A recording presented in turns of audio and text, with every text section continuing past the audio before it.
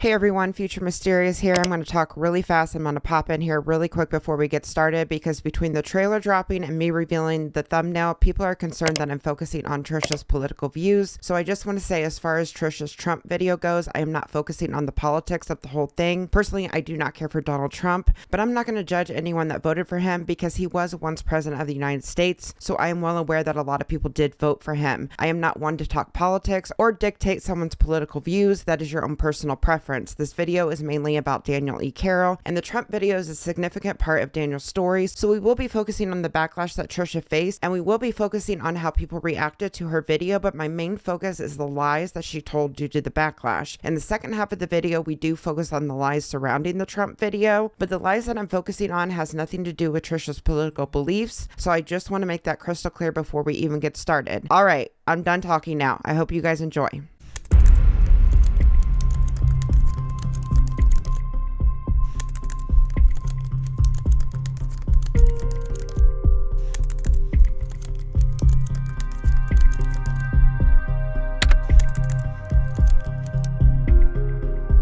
Hey, what's up you guys? Welcome back to my channel. Today is episode 3 of the Trisha Paytas series that I've been working on, and I know this video is a long time coming. I apologize it's taken me so long to put this out. There are 3 other videos in this series that I highly recommend watching before you get into this video, and I will link all of them in the description box down below if you're interested in watching them. Today's video has several different layers that all center around one story. Back in 2016, Trisha uploaded a video that was titled My Online Stalker, where she accused a loyal fan of stalking her online. His name is Daniel E Carroll. Daniel was nothing but supportive to Trisha since the beginning of her career. He was a super fan of her until Trisha completely turned on him. Daniel's story centers around a pretty big controversy in Trisha's career, which was a video that she uploaded in support of Donald Trump. Based on all the evidence I'm about to show you in this video, I believe Trisha saw an opportunity to gain sympathy from her subscribers to cushion the major backlash that she was dealing with from uploading the Trump video. The online stalker video was filled with lies and left a former fan, who was autistic by the way, dealing with a massive storm of hate, all because Trisha was trying to clean up a mess that she created all by herself. Since the Trump video is a major piece to this story, we are also going to be heavily focusing on the lies surrounding it because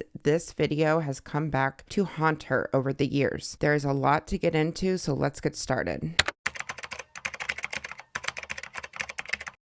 Before I get into the background of everything, I just want to give a huge shout out to Penguin Lover. This account was the only video that was made during this time that showed the truth. So major props to this channel, and I will link their video and their channel in the description box down below. We're going to be moving in a timeline after we get through the backstory, so make sure you pay close attention to the interactions between Trisha and Daniel, because once we get into the stalker video, she tells so many lies. Daniel E Carroll has followed Trisha since the beginning of her career, when she had barely any followers.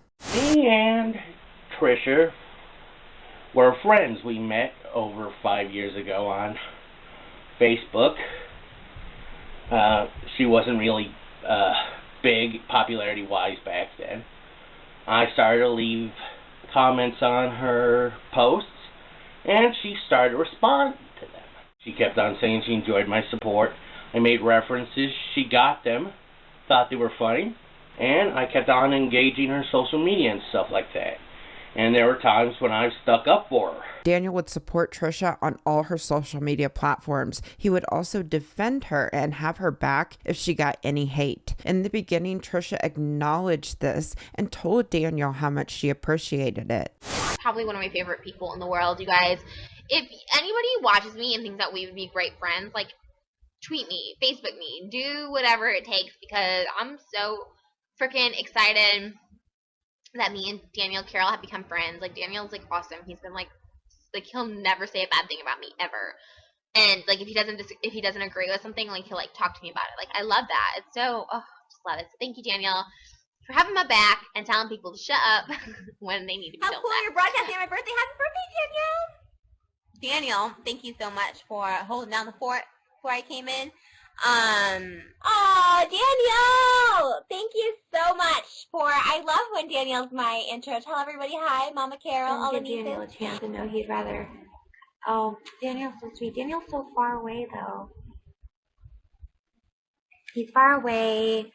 There's a lot of obstacles there that they're, but he is sweet. Daniel bought her books and he reviewed them on his channel. Trisha would even go to his channel and thank him in the comments, as you can see in these screenshots. They would even chat in DMs on Facebook, and here are several screenshots showing that they would have full conversations. Trisha would even interact with Daniel on Twitter, as you can see in these screenshots. Trisha called Daniel her friend, and that meant a lot to him. She even had a contest back in 2013 where the prize was a Skype date with her. Whoever the top 3 people that I connect with, I am going to Skype with. You had to upload a video on YouTube giving the reasons why Trisha should pick you. Video going out to Trisha Paytas.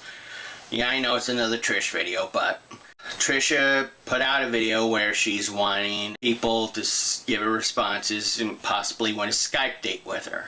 So I figured, why not throw my hat out into the ring? Me and you, Trisha, we've been friends for a long time, and I've been a fan of you for an even longer time. You know, whenever there's some kind of big hater out on your pages, I'm always the first one there to defend them. Daniel was one of the 5 winners that won the Skype date.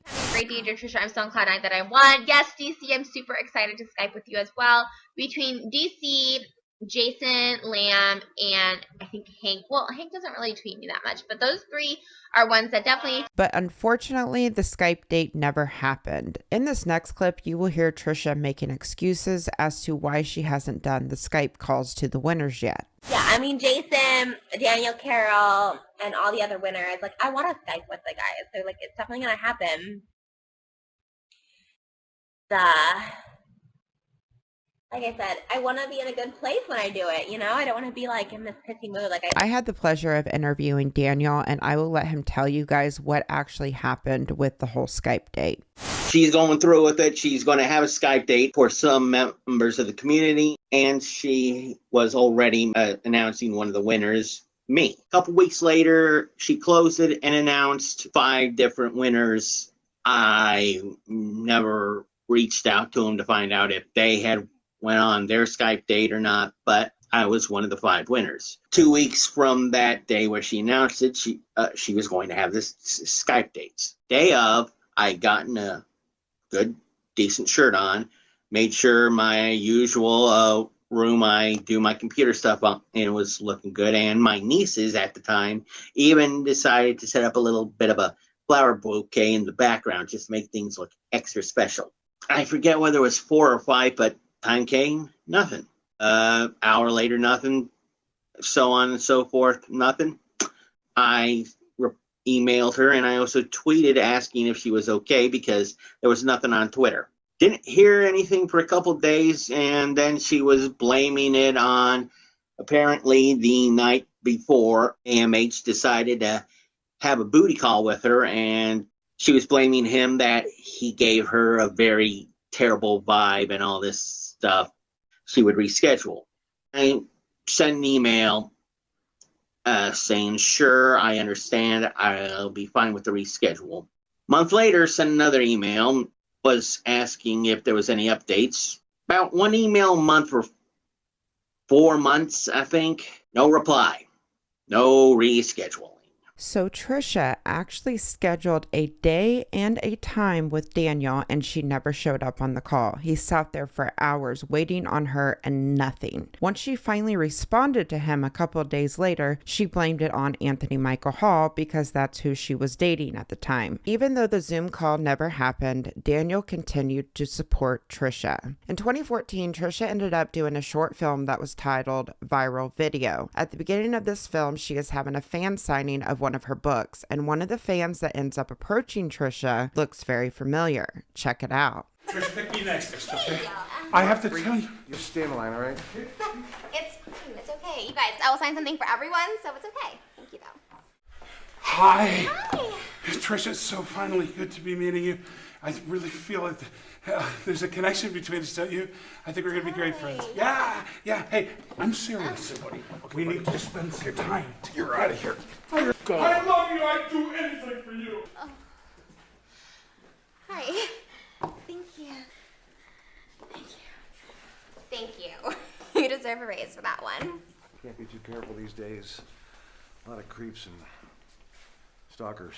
So after the short film was released, Daniel did what he always did for Trisha when she had a big project that she was promoting, and he uploaded a video talking about it. Trisha ended up commenting on Daniel's video with the following: "I love this. Thank you. You put it up so quick. If there is one person I can always count on to just stand by and support anything I do, it's you, DC. This means the world to me." Now, other people in Daniel's comment section voiced their concern about Trisha hiring an actor that looks similar to Daniel. One person said, "Did you find that the guy at the start off of the video who grabbed Trisha and was saying how much of a fan he was resembled you? A lot of people are saying they do see it. I don't blame them. Really, you do kind of see it in the video." And Daniel responded with, "I know they were trying to get the creepy stalker fan vibe from him. I know it was just a coincidence and that Trisha wouldn't take a jab at me. Besides, I would hope that if me and her ever do meet in public, I would act with a lot more decorum, and I know I wouldn't be grabby as that guy was." Trisha ended up responding to this comment herself, and she said the following: "LOL, I honestly didn't even think that at all. We actually had an older actor in his 60s, more of an Al Pacino type casted. He couldn't make it last minute. The actor Frank stepped in a pinch, so definitely not. Daniel's one of my biggest supporters and is always so sweet to me. It wouldn't make sense. If I ever wanted to represent DC in one of my videos, I'm going to fly him out to do it himself." And Daniel responded to Trisha and said, "Thank you, dear Trisha. I knew that was the case, and if you ever did want to fly me out, you know I would be there with bells on. I hope you're having a great day." And another person in Daniel's comment section said, "Daniel, you seem like a very nice and funny guy who has always had Trisha's back on everything. I can't help but think, though, that the depiction of the character was too close to your resemblance. She casted it.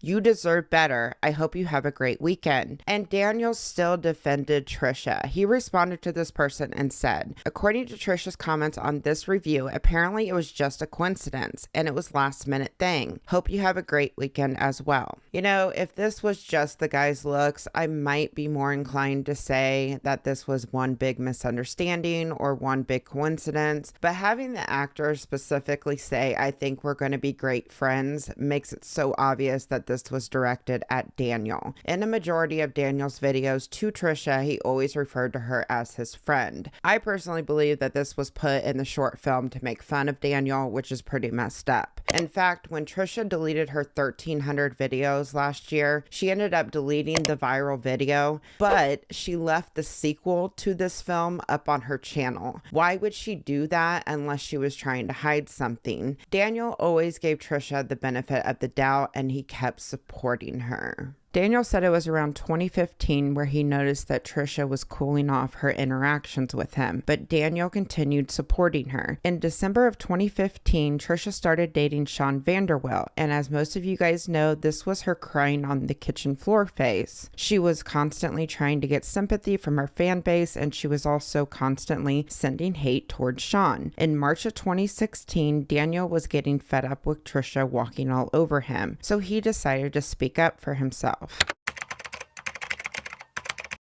On March 28, 2016, Trisha was mad at Sean and decided to upload a video that was titled "You're Not Britney Spears, Bitch." Even though we focused on this video in the last episode, here is a small clip for context. Happy Monday, y'all. I hope you had a great Easter. I know I did.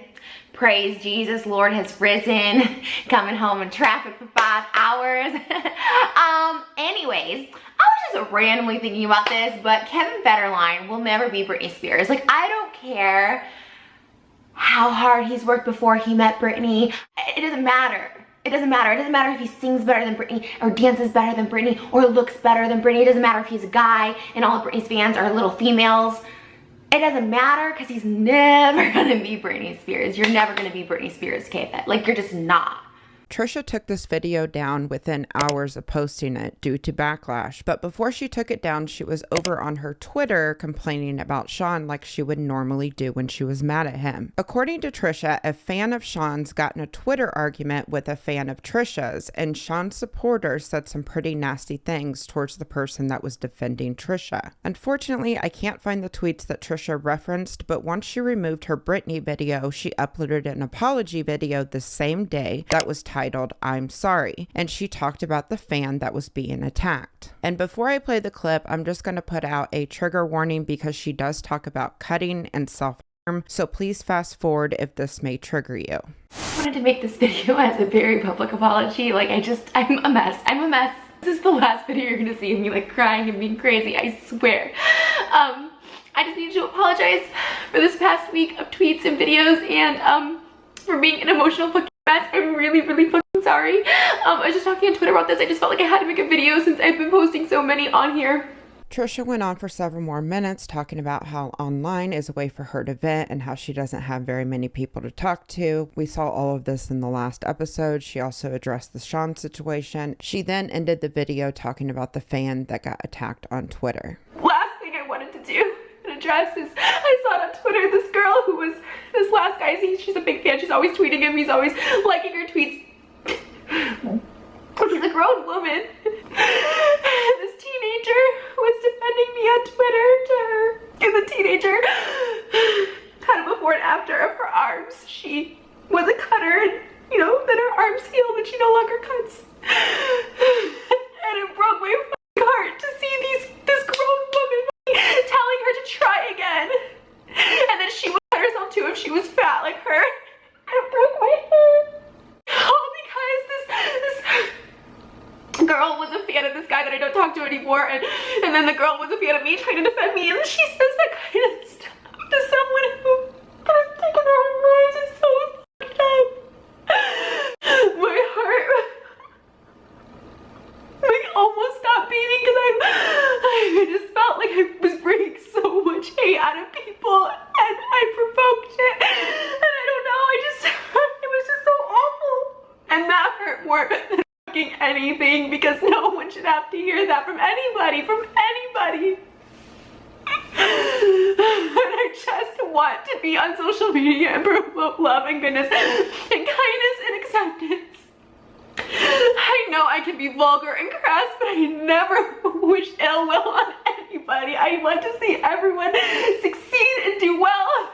And I am so fucking sorry for bringing out negativity or provoking any hatred. I don't know how to fix it. I don't know how to fix it other than deleting videos and moving on. And I'm a mess. I am a mess. As an influencer, if you see your fans going through something like this, you should speak up. And also, I'm sure Trisha sees this behavior a lot with her fans since she is constantly spreading negativity online. It's good Trisha said something, but given her behavior after she uploaded this video, if she truly cared about the well-being of her fans, she would have stopped the hateful behavior. But her behavior just kept getting worse, especially during this time when she was dating Sean. When Daniel saw the apology video, he couldn't help but feeling hurt because he has defended Trisha for years and people have said similar things to him. Trisha never stood up for him when he would get attacked online. So Daniel put out a tweet that said the following: "Nice words, however, I remember all the times a fan of yours told me that and worse, and not a word from you. Those that know, know." And then he also went on to say, "Sorry everyone, after the day I've had, I find out she's pulling this. It just set a fire to my last nerve.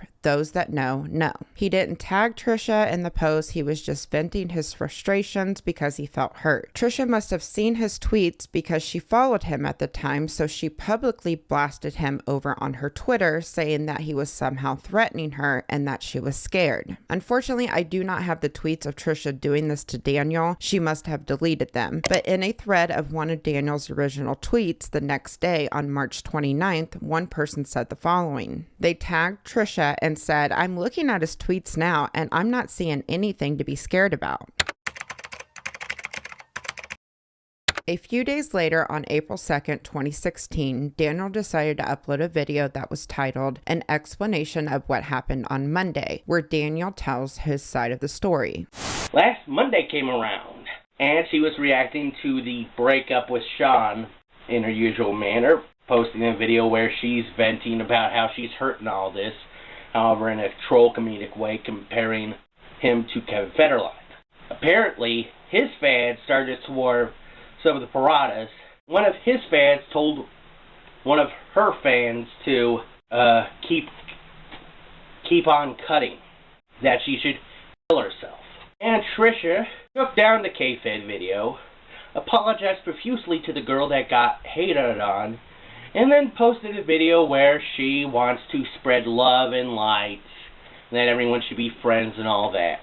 Then I thought back to all the times when, in comments she made on her Facebook, in replies to her own comments on her video, when random piranhas would tell me to go kill myself.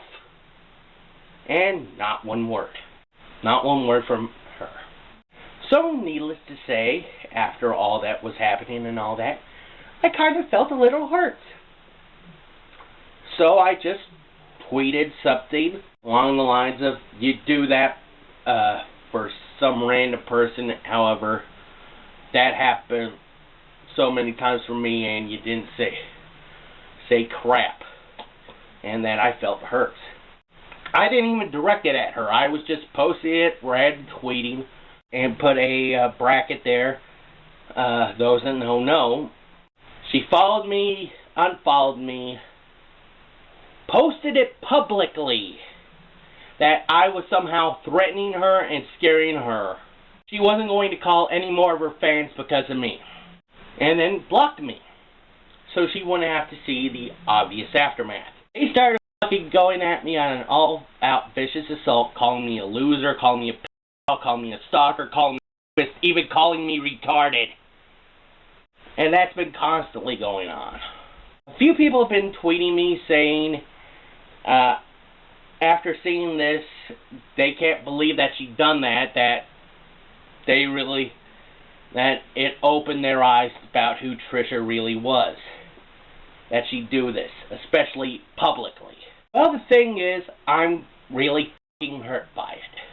One tweet from Trisha caused her fans to attack someone that vented frustrations on Twitter after years of standing by her and never standing up for himself. No tags to Trisha, and he didn't name her in the tweets. Even after the Zoom call contest, he continued to support her. He had every right to vent his frustrations back then because she really did him dirty, but he chose to stay quiet. She blocked him so she wouldn't have to see the damage that she caused, but the damage that she caused to Daniel was only the beginning. On April 6, 2016, 4 days after Daniel released his video explaining what happened, Trisha put out a cryptic tweet that said the following: "When online stalking becomes real life stalking, like honestly, what do I do? I'm legit reaching out for help." She goes on to say, "I've been getting online stalked for a while now, but it's gone too far, and now I don't know what to do. Police say they can't do much." Given the fact that she's already publicly named Daniel and told everyone that his tweets scared her, I'm sure her fans put two and two together and assumed this was about Daniel. On April 11th, 2016, Trisha released a video that was titled "Why You Should Vote for Trump." And just a side note, we are going to dig deep into the lies surrounding the Trump video in the second half of this video. But this video caused massive backlash for Trisha. Immigration and the wall he's building up and all that stuff and how he hates immigrants. Donald Trump does not hate immigrants. I'm pretty sure his wife is an immigrant. I'm pretty sure. I think she's a foreigner. Like, I'm sure he does not hate immigrants if he is married to one or a foreigner. I don't think any of us hate immigrants. Us as an Americans. I mean, most of us don't because we hire them. They work in our country. The ones who better our country, get jobs, come here legally, you know, pay taxes. Like, we love them because they're making our country even greater. We have outside sources coming in and just different parts of the world, and everyone's just helping stimulate the economy. The problem is when they enter illegally, or trafficking, which is the wall. The wall, I suppose, is not to be like, we don't want immigrants. It's to control who does come into our country, because we have so many illegal immigrants in this country right now. I live in California. There are so many taking our jobs, not paying taxes, which are two horrible situations in regards to our horrible economy.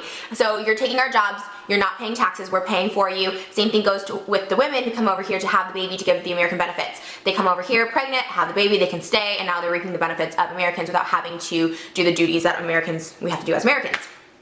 So the wall, per se, is to control that. The video itself was over 16 minutes long, making argument after argument on why it's a good idea that you should vote for Trump. In this screenshot, you can see that this video was just under 700,000 views. And look at that like to dislike ratio. 14,635 likes to 104,970 dislikes. You guys, I have seen my fair share of high dislikes on YouTube, but I don't think I have ever seen dislikes in this amount for a video that isn't even at 1 million views. That's insane backlash. Trisha started to drop subscribers drastically. She lost almost 27,000 subs the day she posted it. That's quite a drop, especially during 2016. In fact, someone posted a live drop count the day she uploaded the video, and the subs are dropping at a rapid pace. And a lot of people were thrilled that Trisha was losing subscribers like crazy.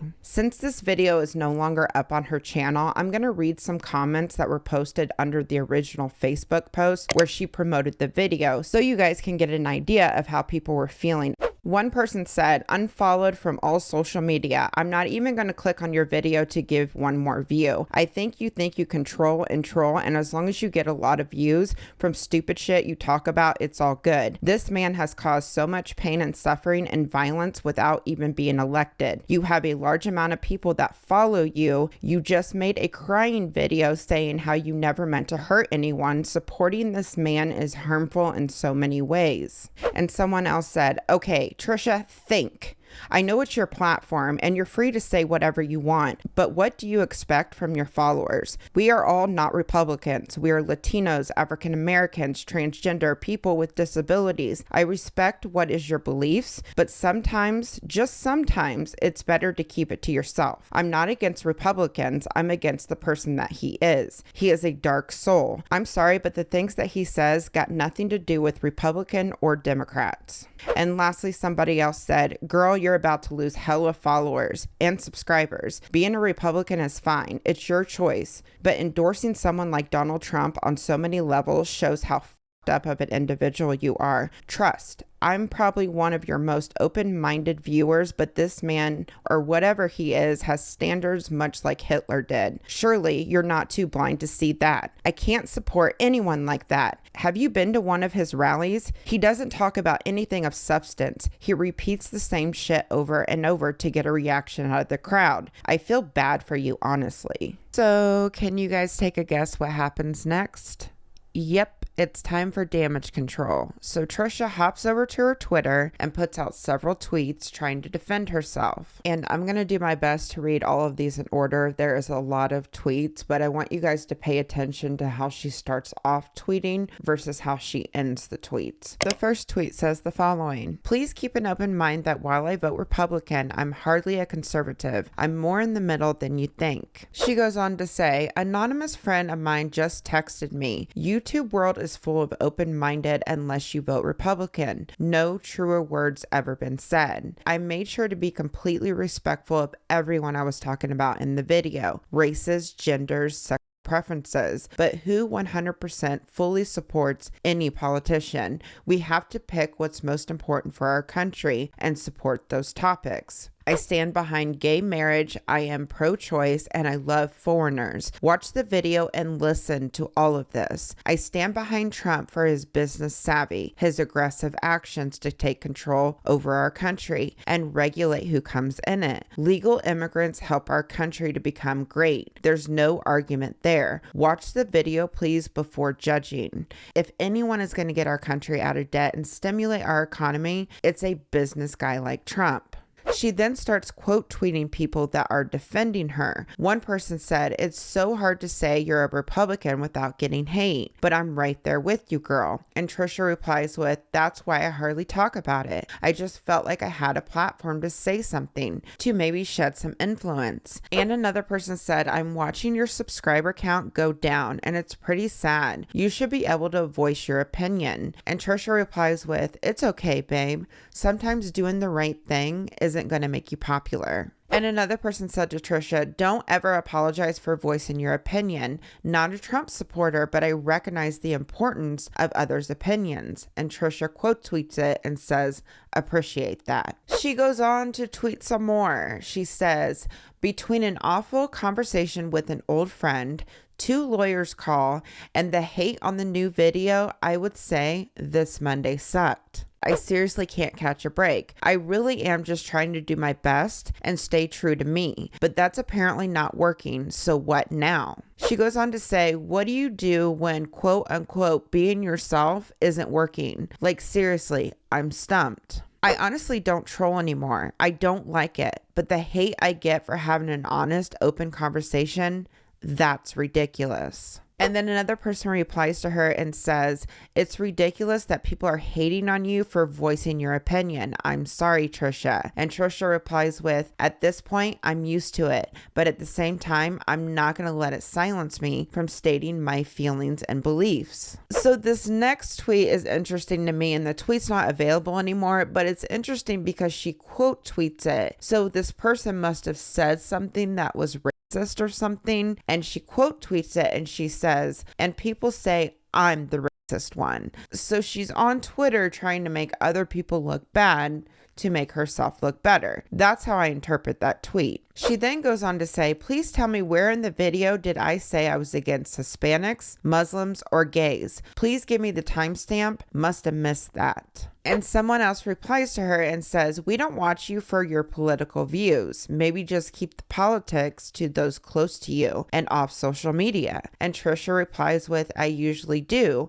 but one video out of 365 videos a year, is it really that bad? It's something I care about. She then goes on to say, screaming, crying, perfect storm. I can make all the tables turn. This next one, the tweet is unavailable, but she replies to someone and says, oh my God, thank you. Thank you, girl. I was seriously like, is everyone gonna hate me for this? Like, so needed support. And someone replies back to her and says, so needed support? What? Needed support for supporting a racist, homophobic, misogynistic piece of shit? What the fuck?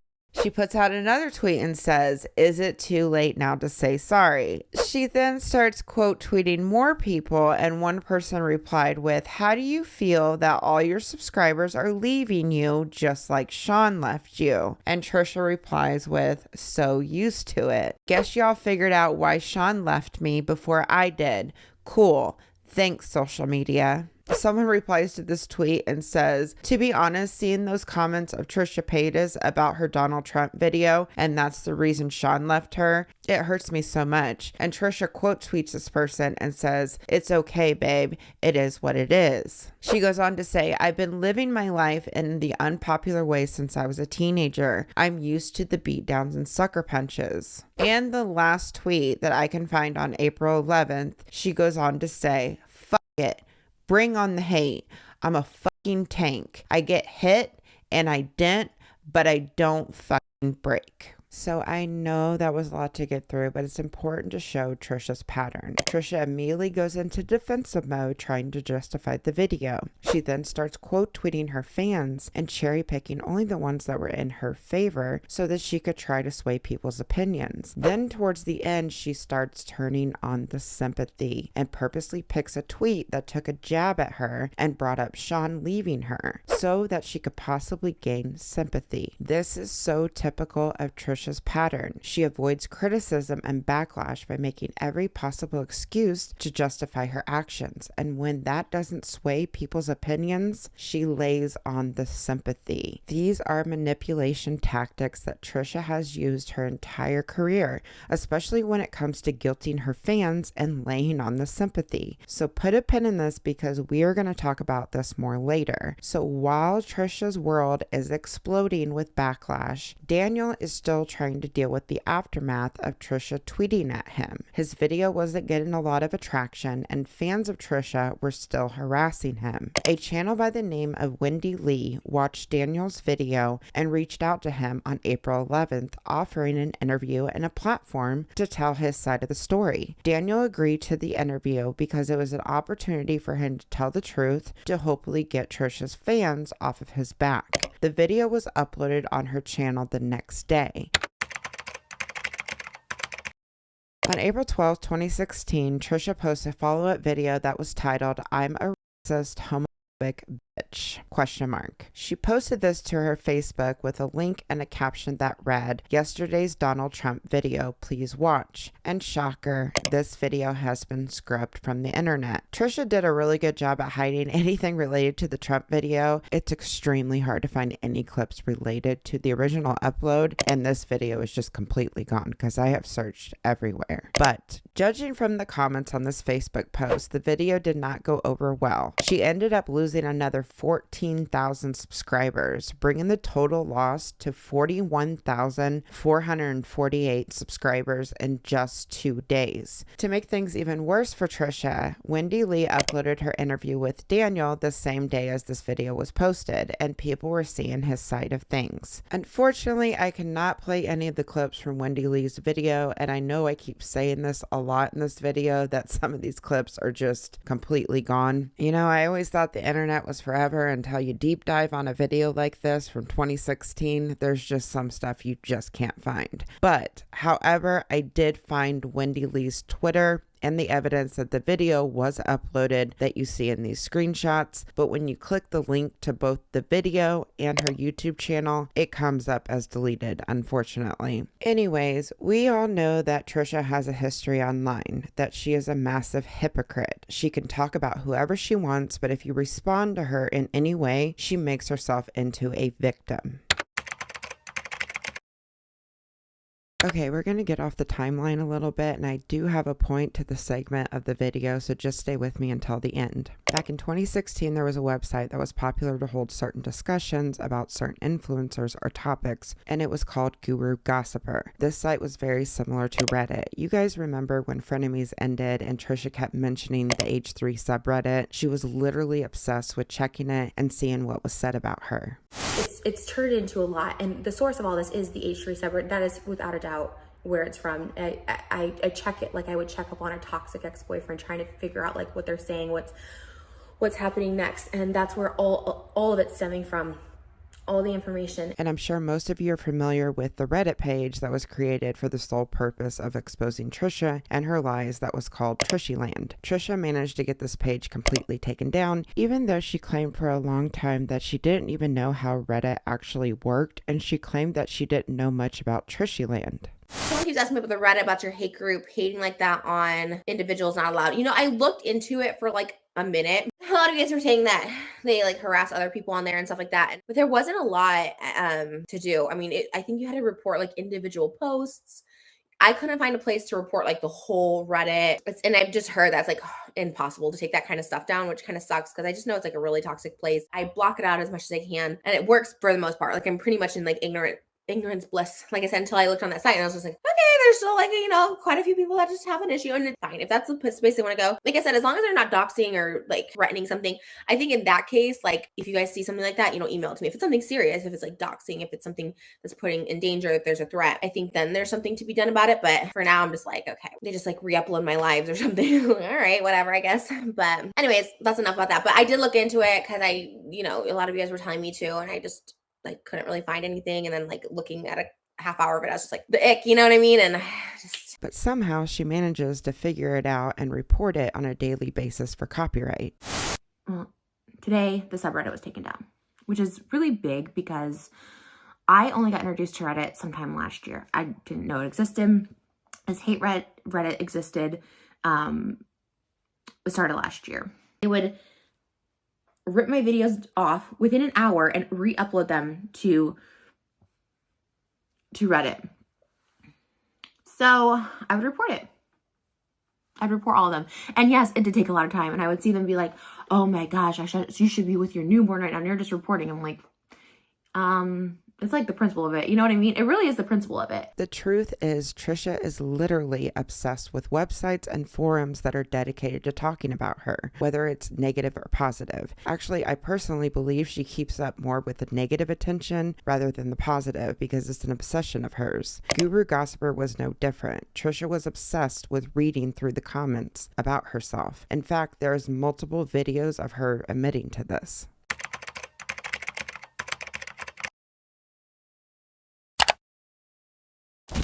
I think websites, should be shut down. The ones that are just posting cruel stuff to be cruel, like the dirty, like Guru Gossiper. I think some of those sites just take things way too far.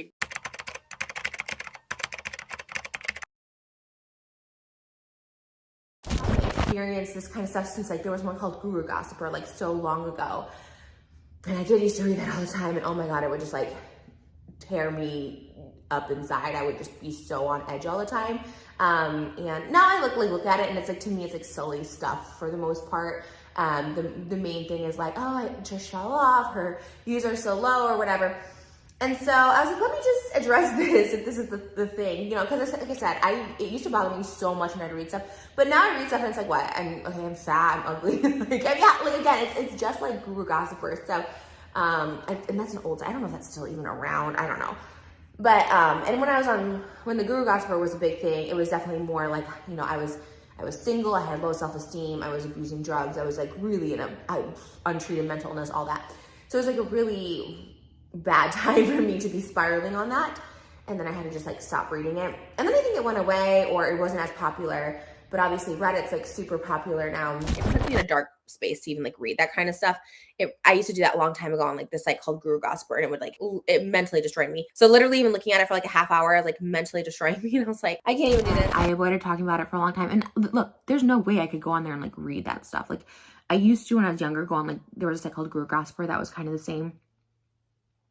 And I used to go on there and it would like make me spiral. Back in 2016, when everything was blowing up about her Trump video, Trisha was a really big discussion on Guru Gossiper. I have absolutely no doubt in my mind that she was obsessively reading this, especially when she was getting so much backlash from her Trump video. Let me tell you what, the people on Guru Gossiper knew what kind of person Trisha was back then and what her next moves would be. On April 12th, before she released the online Stalker video, there was a post on Guru Gossiper that I found really interesting. A person had asked, how low do you think her subscriber count will go? Anybody think it'll go below 2 million? Or probably not. And somebody responded with this: I don't think it will go below 2 million because later this week, she'll drop a my stalker story, abuse story, STD story, body positive, and then they put in parentheses, if it's any of those, I will die. And then they went on to say, and within the next month, it'll be back up to where it is today. I think a vast majority of her viewership since Sean went from fishies to hate watching,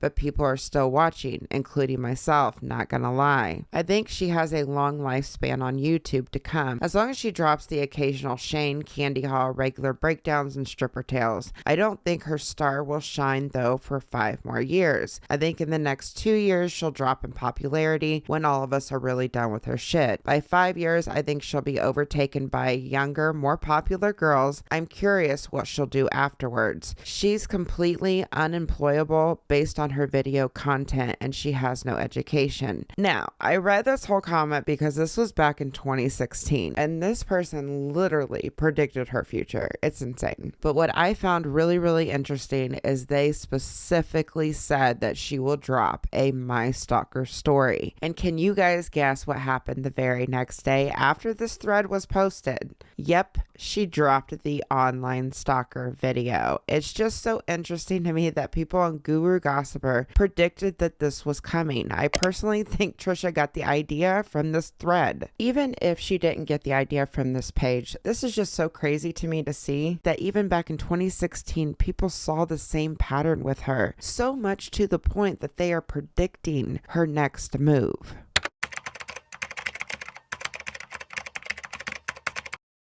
2 days after the Trump video was posted, on April 13th, 2016, Trisha uploads a video that's titled My Online Stalker, where she throws a loyal fan under the bus just so she can get sympathy. She manipulated the situation to make it seem like Daniel E. Carroll was an obsessed stalker that wouldn't leave her alone. The reason I'm doing this video is because I am genuinely scared of this person. And since cops can do very little about online internet stalking, I just have to make a public declaration. I'm not trying to be dramatic whatsoever. And I've never in my life, my 9 years of being on social media and YouTube, never have I felt so threatened at this point. Could not come at worse timing, because right now everybody is against me on the internet, every single person. And you know, I get hate, I get death threats, they eventually stop, people stop contacting me, they move on with their lives. Well, this person has no life to move on with except for mine, and that's what terrifies me. And I don't know what set this person off. I don't know what happened, other than the fact that I wasn't responding to this person enough. And I have to be honest, when I read all these just really, and everyone's like, well, it didn't seem threatening, the tweets. If you know the extent of this relationship, and I say that very loosely, I don't know the guy, I've never met him, never talked with him on the phone, never private messaged him, other than like, thanks for your support. And I always just try to be nice to him. I know he has some form of, I think it's autism, and I really was just trying to be kind to him. That's really all I was trying to do. Now, you guys saw everything up front in this video. Trisha and Daniel had a friendly relationship with each other. Daniel was a fan that Trisha trusted. He started following her way before she got big on YouTube. Trisha interacted with Daniel through DMs and very frequently on live streams. She had a scheduled start of the stream for You Now. Well, usually it was Thursday around 6 p.m. The thing is this, how you switch up who you're watching on You Now is, it was a vote. Well, back then it was a voting system. If more people voted up than down, then you'd get a few more minutes screen time. The girls that were going on before her kept on telling people, vote up if you want to see her, even though, that, like I just explained, that was counterintuitive. And she mentioned that she wished that some people would get in the queue to, before her, to make sure to throw it over to her when she was jumped to the next one in line. So I started getting into the queue before her, and a few others did, though most of the time it was usually me leading into her. Yeah, I just basically got in the queue about a few minutes before it was her time to start showing up, and like I said, the moment she got up to the next one in line, I thanked everyone for putting up with me and just hit the button to pass it on to her.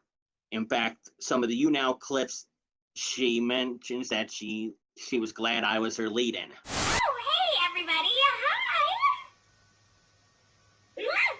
Oh, Daniel, thank you. First of all, I have to say, of course I remember you from VidCon because he had his own little, like, meetup happening, and he's like a professional You Knower, too, because he was very sweet to let me on. My scheduled live show is not for 45 minutes till 3 o'clock, so I am sorry that I was, like, on here early, but I might be leaving early, so that's why I wanted to, I look crazy. I know I do. But I love him, and thank you so much for just switching channels. If you guys were here for Daniel, he's going to be on shows, too, and I never know who's on before me, so, like, I didn't mean, like, kick you off, and he didn't even have to go off. It was very sweet of him to just offer that, because otherwise I would have waited my turn, or at least until 3.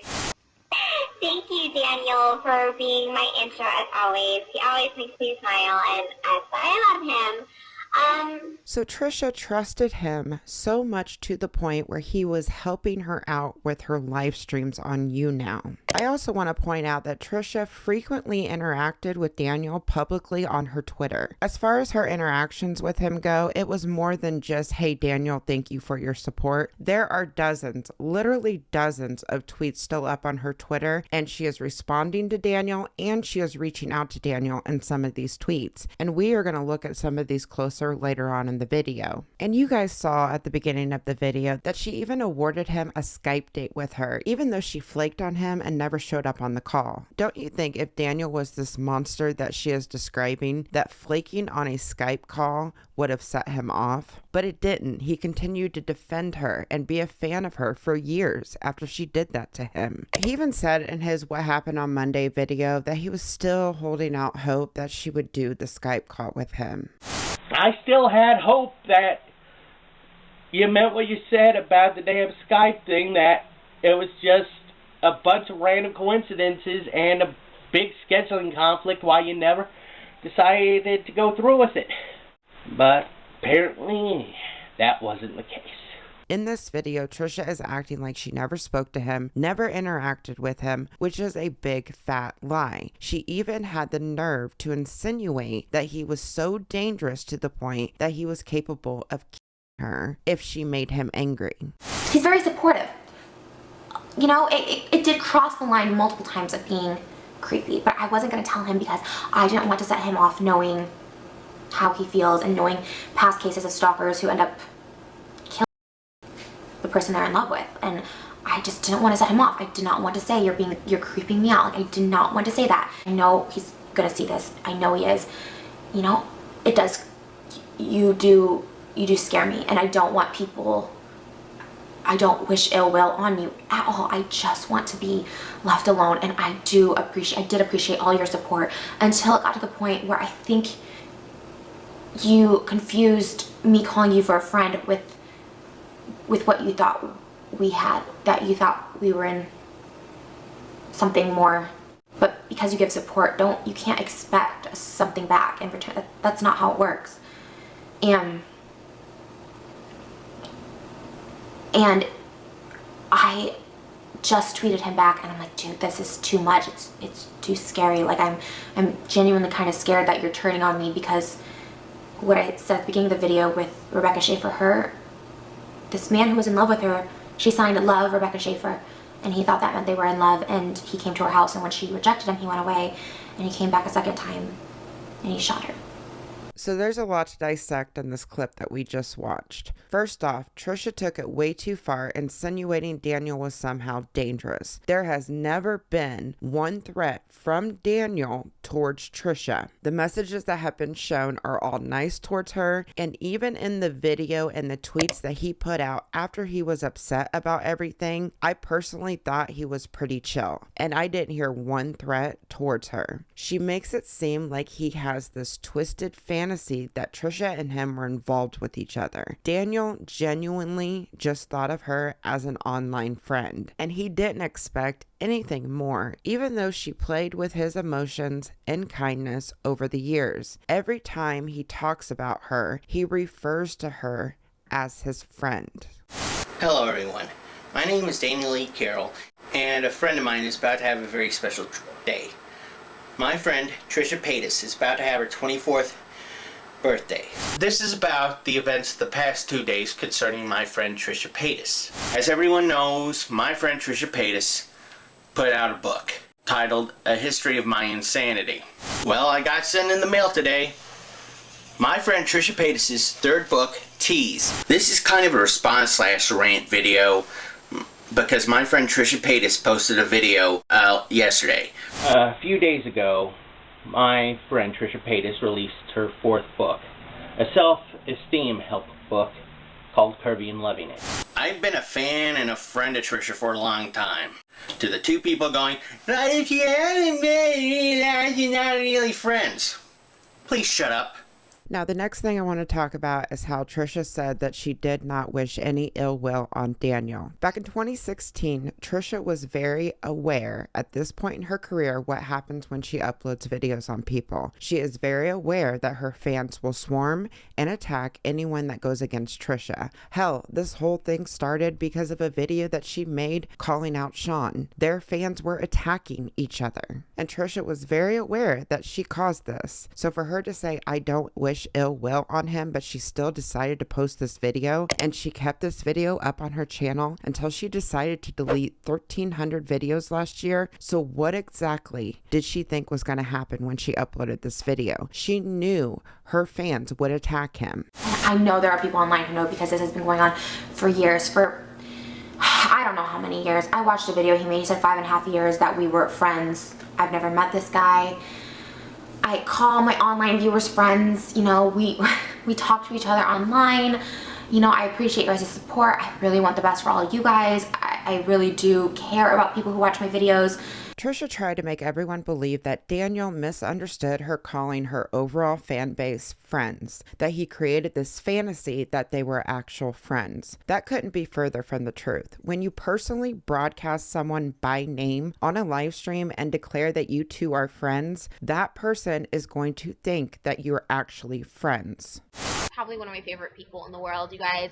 If anybody watches me and thinks that we would be great friends, like, tweet me, Facebook me, do whatever it takes, because I'm so freaking excited that me and Daniel Carroll have become friends. Like, Daniel's like awesome. When you subscribe to their channel and you personally comment on their videos showing support, that person is going to think you're friends. When you tweet things over the years that say things like, "Oh, we were destined to be friends, DC," or how about, "Hey DC, thanks, can you tweet me the link to your review video again so I can retweet and watch?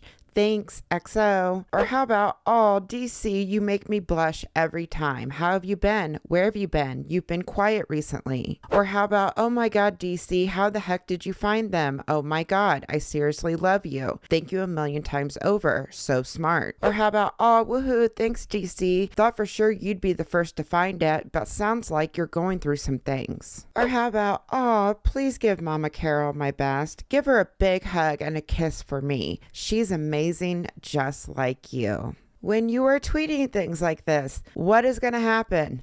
That person is going to think that you are friends. When you know a person's birthday and you wish them a happy birthday publicly multiple times, that person is going to think that you are friends. And when you privately hold full conversations and DMs, that person is going to think you're friends. This relationship was more than just Trisha addressing her audience as being her friends. She publicly and privately had a friendly relationship with Daniel, and he did not misread the situation or have this fantasy in his head. He thought they were friends because that's what Trisha made him believe. And she had no problem with Daniel until he spoke up for himself. Support that people were giving to this guy in his videos about me, he's done his whole channel is videos about me to me.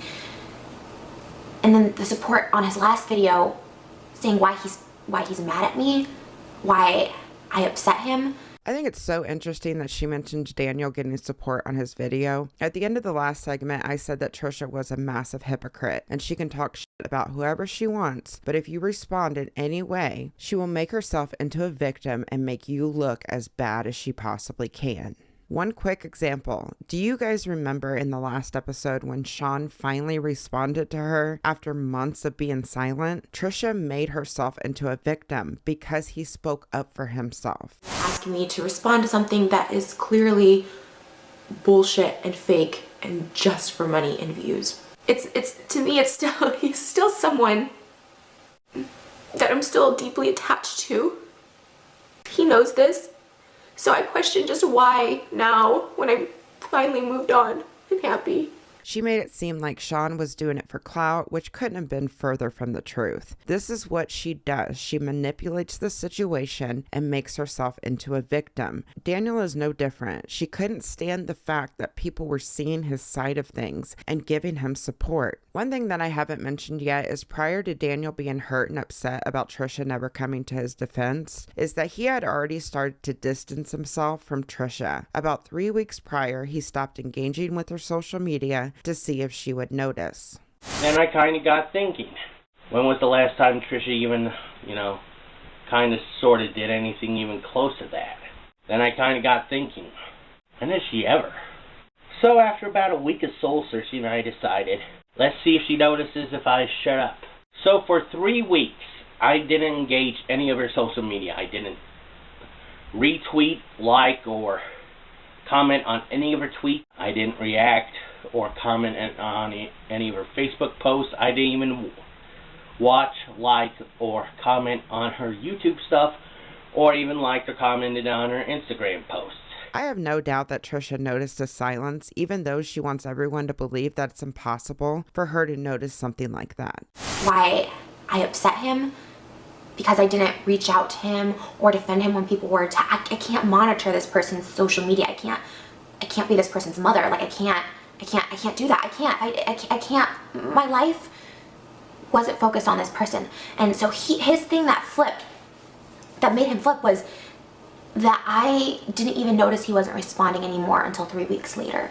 You know, throughout this video, Trisha is constantly saying that she can't give everyone personal attention and she can't see every single message from every single person. If that's true with Daniel, then how in the hell did she see his original tweets? Take a look at these tweets, you guys. There's barely any traction on them. He also did not tag her in any of the tweets. So how in the hell did she notice them? It's because she followed Daniel on Twitter and kept an eye on him because they had a friendly relationship. Also, all the tweets that I found on Trisha's Twitter of her reaching out or responding to Daniel, it's insane how quick she responded back to Daniel in a majority of those tweets. Most of them are within minutes of each other. Let's go through some of them. First up, September 13th, 2013, Daniel tagged Trisha and tweeted at her at 7:30 p.m. Trisha responded back to Daniel at 7:31 p.m. 1 minute she had a response back to him. Next up, October 15th, 2013, Daniel tagged Trisha and tweeted at her at 8:05 p.m. Trisha responded back to Daniel at 8:06 p.m. a minute later. Next up, October 17th, 2014, Daniel tagged Trisha and tweeted at her at 4:08 p.m. Trisha responded back to Daniel at 4:12 p.m. 6 minutes later. Next up, March 7th, 2015, Daniel responded to a tweet from Trisha at 9:05 p.m. Trisha responds back to Daniel at 9:07 p.m. 2 minutes later. Next up, July 7th, 2015, Daniel responded to Trisha at 11:15 a.m. Trisha responded back to Daniel at 11:15 a.m. Not even a minute passed on that one, you guys. Next up, November 9th, 2015, Daniel tagged Trisha at 8:12 p.m. Trisha responded back to Daniel at 8:16 p.m. 4 minutes later. And lastly, on January 29th, 2016, Daniel responded to Trisha at 10:09 p.m. Trisha responded back to Daniel at 11:52 p.m. Now, this is a couple hours later, but I would still say that this is a pretty fast response to Daniel. And there are several more that I didn't show. The point that I'm trying to make is Trisha was very active in seeing what Daniel tweeted out so much to the point that she was responding within minutes. I can understand why Trisha would be so fast in responding to Daniel if she just tweeted something out on her page. But most of the screenshots that I pulled are from Daniel posting something on his own thread and tagging her. So for her responses to be that quick, it just goes to show that she kept a close eye on Daniel. Now, am I saying that she saw every single little thing that Daniel tweeted at her? No, I'm not saying that at all. She probably didn't see everything that Daniel posted because I can understand why it's so hard to keep up with responses being a large influencer like Trisha. But most of the correspondence between Trisha and Daniel, her responses are very quick to him. I tried so hard for many years. He would leave the same comment on every single form of social media. Everything I tweeted would get a response. Every video I made would get a response. Every single tweet, every single post would have the same comment, the same message, and you know, that's awesome. I was like, wow, I have a super fan, if you will. I thought, you know, that's cool. That's what people want. I mean, that's why we do YouTube. That's why I'm in entertainment. You want people to get behind you and support you. And I have amazing, what I call super fans, amazing ones who are very supportive, but at the same time very respectful of my time. They don't get angry if I don't acknowledge each tweet. So let's talk about Daniel commenting on Trisha's post. First off, I don't think it's strange. I think it's very common for fans to engage in social media with their favorite influencers. I would call Daniel a super fan of Trisha during this time, which is why he followed everything she did back then. Even Trisha said it herself that if Daniel stopped commenting on her post, she would worry about him. Never say never. I think Danielle's your biggest fan. B, I think you're right. Daniel, fan, supporter, friend, everything. Danielle's definitely number one. He's never left. He's, honestly, if I did not hear from Daniel Carroll one day, I would be so concerned. I would be so sad.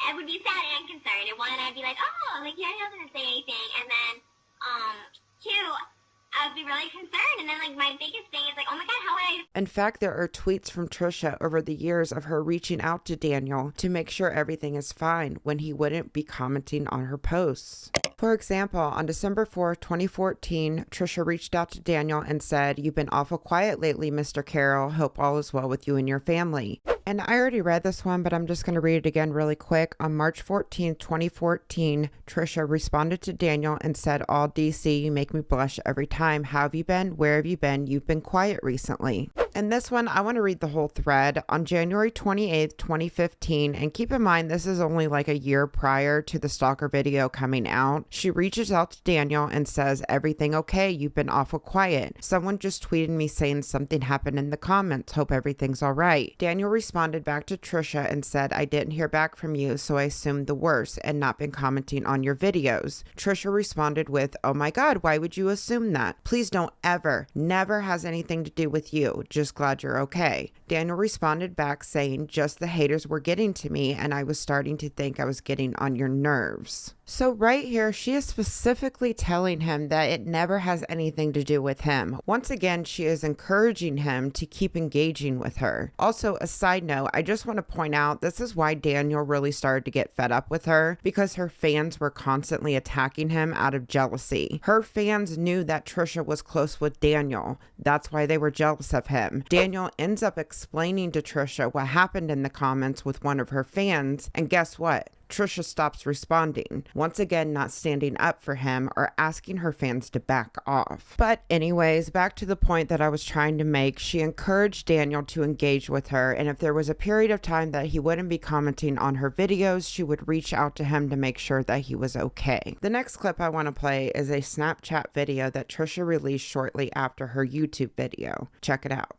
You clearly see I have not responded to this guy in years.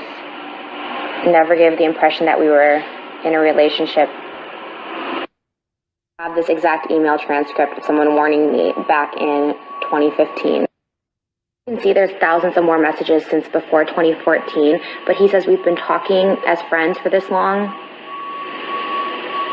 I never responded or encouraged this behavior over all these years. Genuinely confused on this hatred and anger in this video towards me because I don't know him. I've talked to him as I would any fan. So let's talk about the DMs that she shows in the Snapchat video. The messages she shows in this video have absolutely no responses from Trisha. She made it look like he messaged her every single day and she never engaged with him. I think it's interesting that she didn't show the older messages, because if she would have, we would have seen numerous responses from Trisha to Daniel, as you see in these screenshots that I've showed throughout this video. They did talk frequently behind the scenes, so that's another lie from Trisha, and the responses from her are more than just her saying thank you for your support. They are full conversations. Now, some of the messages show Daniel saying good morning and good night to her, and I'm going to let Daniel explain why he did that. One time she made a post that she wished someone would wish her good morning the first thing when they got up, and wish her good night the last thing before they went to bed. And that's why those pictures of me wishing her good morning, good night on her through Messenger are there. However, what she edited out was, her responding back. Those times I asked if I was going too far for her to please tell me to pull it back. Like I said, I'm autistic. I don't get context clues very well, especially when I'm going too far. However, she responded with, no, I'm not going too far. In fact, she gets worried when I don't reply to every post she makes, and I don't give those good morning or good night messages. so I kept it up. Everything that Daniel did for Trisha was out of kindness. He listened to her and tried to make her feel better if she was having a bad day. These messages are no different. He wanted her to know that people did care about her because she was always uploading videos about her personal problems. I mean this just very respectfully. Any normal person would move on. Even in a real life relationship where you are in love with someone and someone left you, even in that situation, you don't continue to harass the person, to tweet them and Facebook them, saying, you know, doing interviews about, like, that's not normal behavior. And to me, I take that very seriously. I take that very threatening. I feel making this video will just put it out there that I don't condone this behavior. I don't want this behavior. I don't like the back and forth.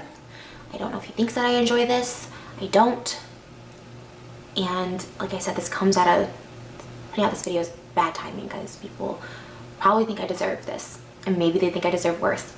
You know, people think I'm a bad person, and that's what you can think, but I don't deserve this. I don't put bad out there. I don't. I wanted to make sure I played this clip because it is so hypocritical. Considering this was during the time of her dating Sean, she literally said, quote, "Even in real life relationships where you are in love with someone and someone left you, even in that situation, you don't continue to harass the person, tweet them and Facebook them, doing interviews about them. That's not normal behavior," end quote. You guys, she literally harassed Sean for over a year. And another example, Jason, she harassed him for 2 years straight, trying to ruin every aspect of his life, or putting boyfriends aside. Look at what she did to Ethan after their split on Frenemies. She uploaded over 6 videos on him in less than a week. Or how about Charlie D'Amelio? Trisha uploaded so many TikToks on her even after Charlie told her to stop. That's actual harassment. And some of that with the boyfriends, I would honestly qualify that as borderline stalking. Seriously. So Daniel uploading one video on his channel after she named him publicly and him doing an interview, that doesn't even fall into the same category. I'm sorry, it just doesn't. He even told her multiple times that if she ever had a problem with him, to tell him privately and he would back off. And what's worse, the fact that you did this. If you had a problem with me, you could have brought it up with me privately. You could have talked to me about it. I kept on telling you, if you have a problem with me, talk to me about it. If I'm going too far, talk to me about it. But you didn't. You fucking made a damn public fit, sicked your damn fans on me, and just put your head in the sand so you wouldn't have to fucking look at all the love and light you've inspired.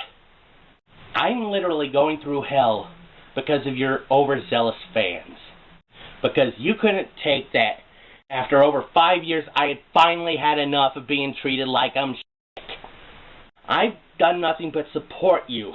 But that's the thing, you guys. It was never a problem for her until he actually spoke up for himself. She encouraged him to keep supporting her. So I have told you guys throughout this entire video that I personally think that Trisha's main agenda behind the Stalker video was using Daniel as a scapegoat for her Trump video to get sympathy. But I also think that she was angry. Angry that people were willing to hear Daniel's side of the story. And Daniel doing an interview with Wendy Lee, that made her very angry. I've shown the Stalker clips a little out of order in this segment, but within the first 60 seconds of this video, she immediately starts talking about the Wendy Lee interview and how she was not happy about it. My blood boiled and then it just turned completely cold. It turned ice cold.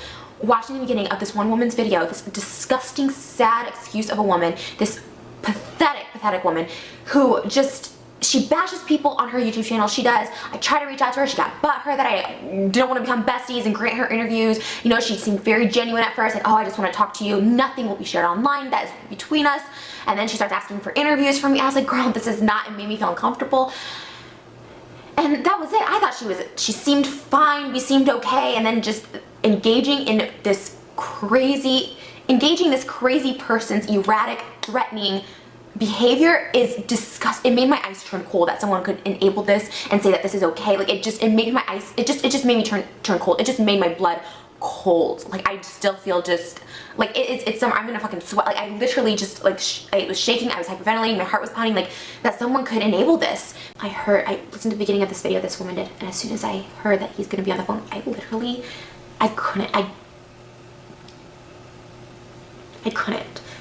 I can't listen to that. I can't listen to someone defending that, encouraging that, provoking that. What made her even more angry was another YouTuber commented support to Daniel and shared their experience with Trisha. And I was reading comments on me in his video. This one girl who I thought we were cool too. She's a YouTuber, a smaller YouTuber, but a YouTuber nonetheless.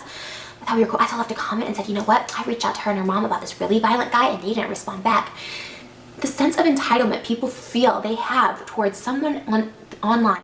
This girl specifically, I was a big supporter of her. I left comments on her videos before. I was a big supporter of her, but for her to write that being so addictive and just trying to like spiral something that's not even real, like I didn't even see like my life is consumed by social media, and because I choose it to be that way, because I want to respond to as many people as I can. But if someone is becoming obsessive, or if my life becomes busy and fucking, which it has been for the past few months, I'm not going to be able to sit online and respond to you and stroke your ego for you. I can't do that. I can't. Unfortunately, I have no idea who this person is since the video is completely gone, but if this video was really about her being stalked and fearful for her life, why is there so much focus on people supporting Daniel? And why is it one of the first things that she mentioned in the Stalker video? This is the only time in the whole video where Trisha actually showed emotion. The rest of the video comes off so fake to me. She doesn't even seem scared throughout the video. She is trying to come off that way, and she tries at one point to squeeze out some tears, but there is absolutely no tears. Check it out.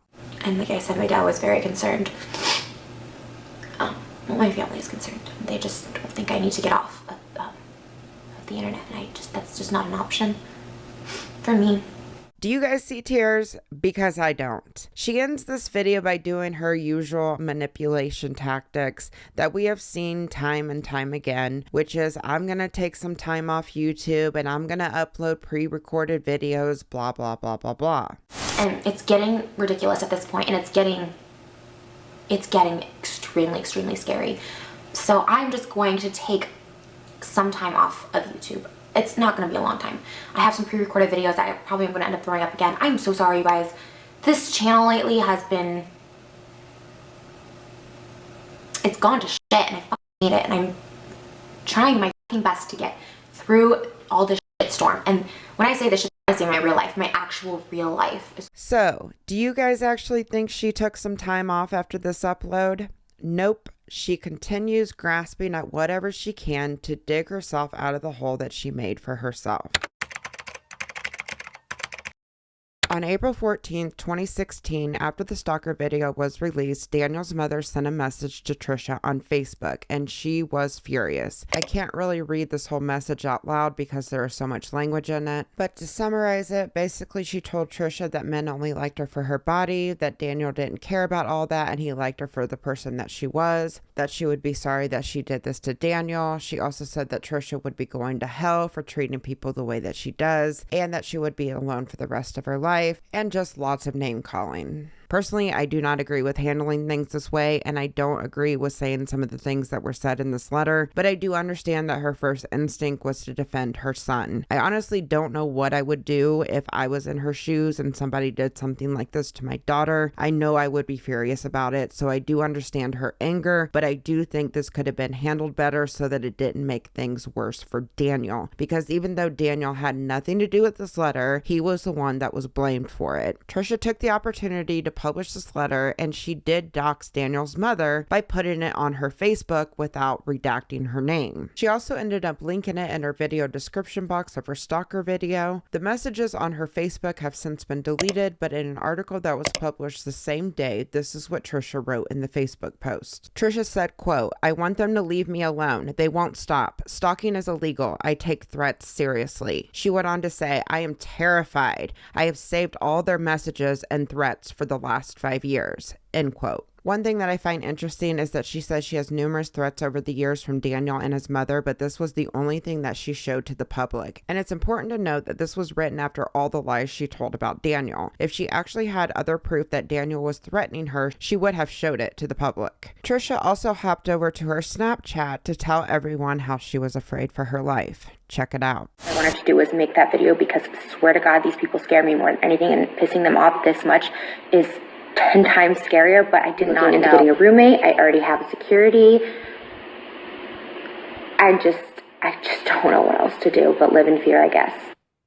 At this point, I have no choice but to hire a personal security and also a personal assistant, so I have people with me at all times because I don't feel safe at all. Every single time Trisha creates a big mess on social media, she goes on a deleting spree, and some things are just impossible to find. But she did accuse Daniel of coming to California, and she accused him of sleeping in her bed. Just lots of stuff that is so far-fetched. Trisha lives in California. Daniel lives in Kentucky, for crying out loud. They live on opposite sides of the country. He can't even drive because of his autism, and he has never flown in his entire life. So how on earth did he get to California?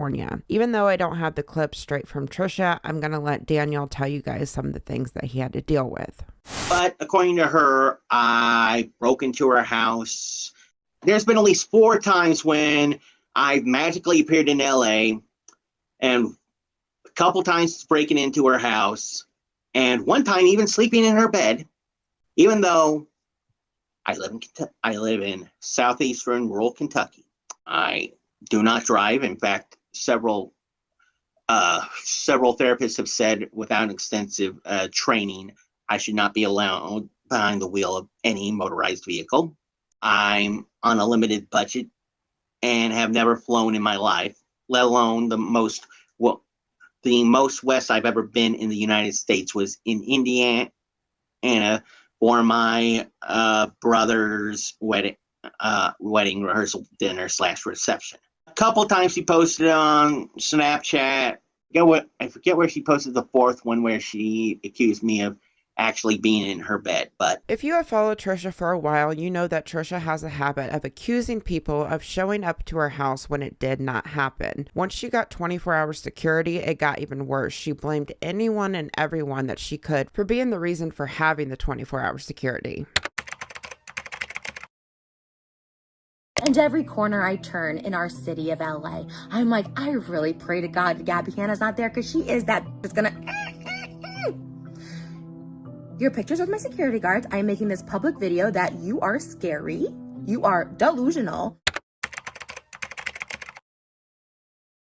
You better call this for real. That is the psycho. Just don't. Well, her then. I don't know. But you got baited. And then but my point is, but she's an actual psychopath. Okay, fine. Who cares? Fuck her. Well, you have a guard. Security.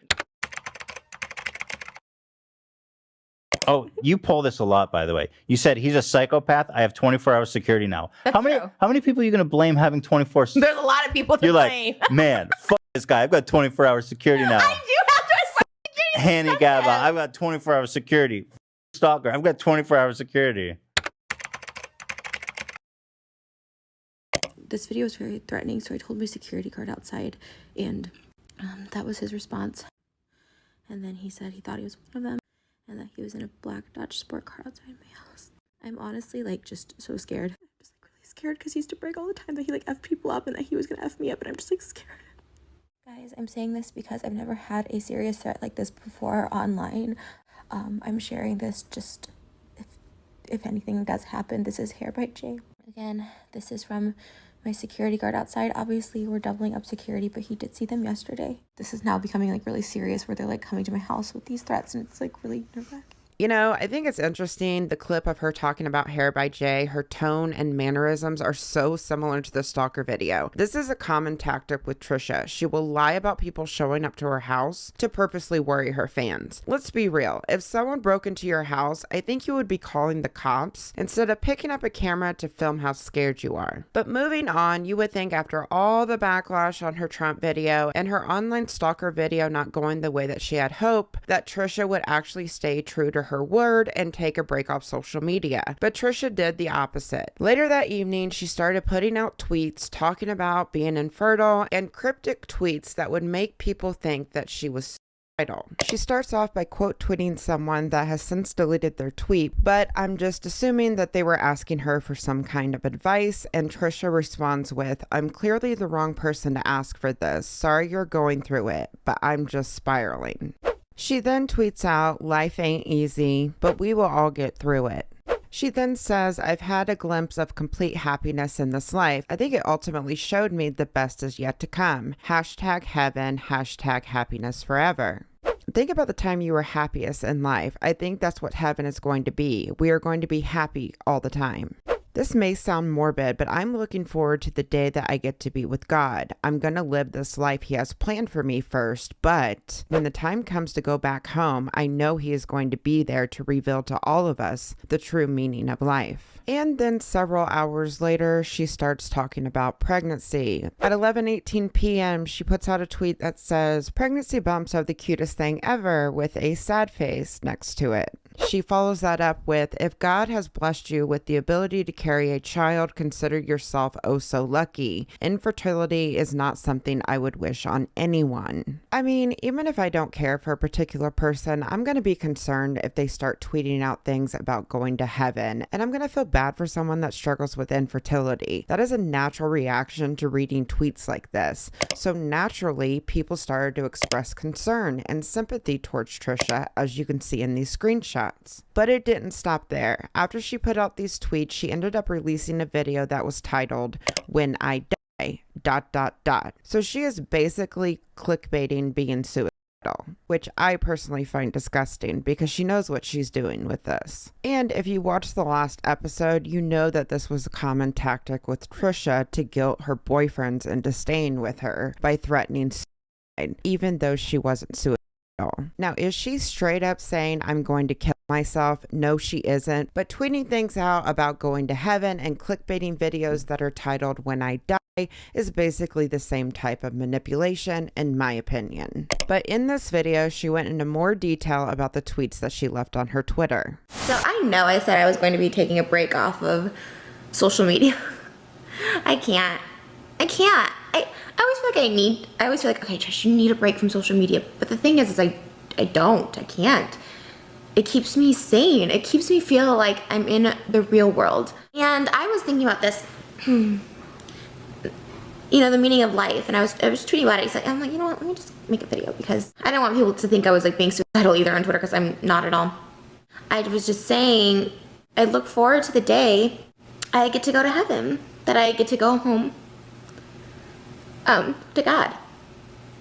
I know that sounds so morbid, so I don't want it to come across, and the reason I'm crying is not because I'm sad, it's because I'm the happiness that gives me and the comfort it gives me.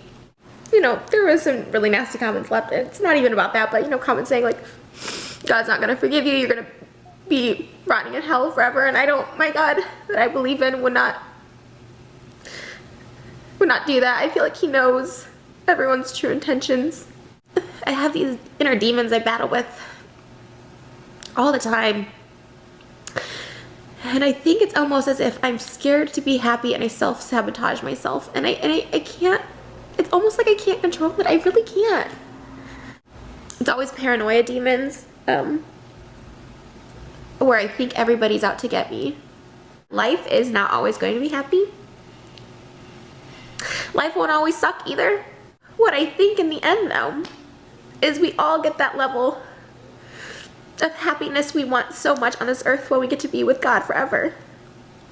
To me, heaven is the happiest you've ever felt in your entire life times 1,000. Like, I'm crying because it's good tears, you guys. Like, it makes me so happy to think that one day I will be eternally happy forever with God, the man who created us, who created me, you know?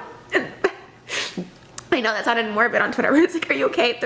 I'm gonna live this life that God has planned for me. Of course, I'm here, I'm living it, and I'm gonna live it. And in no way am I trying to escalate myself to God. No, I just,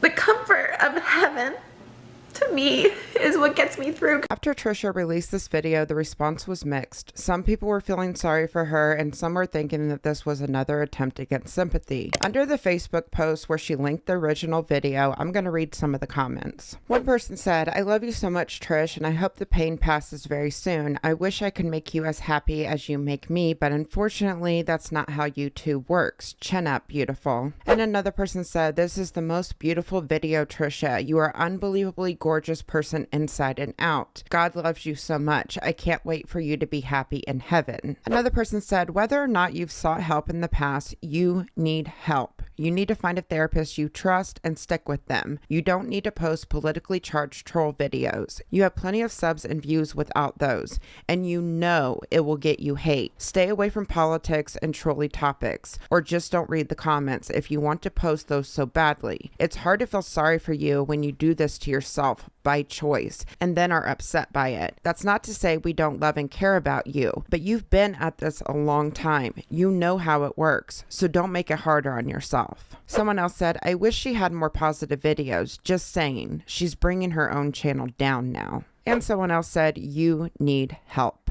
People over on Guru Gossiper thought this was another attempt to get sympathy, to get people off of her back for the Trump video. One person said, "I cannot believe how manipulative she is. It's actually starting to amaze me. The same people that finally unsubbed after the Trump video are now being her minions again, just like before. I used to hate watch her and laugh, but I'm starting to actually get nauseous when I see her. Someone like her gets a pretty large amount of money and success while actual good people are suffering every day. I don't know. I finally have seen the light. This is coming from someone that was a fan and just made this account to creep on y'all. Sorry about that because you were so right all along. So stupid. Trisha Paytas is a monster." One person was being sarcastic about the When I Die video, and someone replied with this, "Nah, I think it's because she forgot that she was not the only one who had Daniel's mails and didn't realize that her evidence of not seeing him as a threat was all over the web. She is trying to seek sympathy with the sad death guideline because she's been found out to be using an autistic man as a stalker to help her get back her viewership. And she used the autistic man to try and get back viewership because she got too big for her boots and thought she could pull off an uneducated troll video about Trump. I mean, Trisha, you were disgusting enough in the beginning, and then you just hit a real new low even for you. If you had just said you were told by some fans that Trump is like this or that, and realized that perhaps you needed to do a bit more research and read up more on the candidates, maybe your fan base would have stopped leaving. But no, you two, the dirty, low-down weasel way out instead of eating humble pie. I hope that when you get to God, he shows you a mirror and makes you feel how that man felt when the woman he fanned for 5 years called him a stalker." And another person said, "Trisha is now using infertility for sympathy on Twitter." Her loss in subscribers was also starting to die down. She ended up losing another 600 after she uploaded her When I Die video, and by the next day she only lost another 300. After that, things went back to normal for Trisha. She went back to posting regular content and acting like nothing happened. If Trisha truly saw Daniel as a threat, she would have taken a break and she wouldn't have went on like nothing happened. Hell, if Daniel was actually a threat, she would have gotten the police involved and never uploaded the stalker video. Uploading a video like that would have made a real stalker furious, and she would have put herself at risk. But the opposite happened. Daniel didn't respond to Trisha's video. He just left things alone.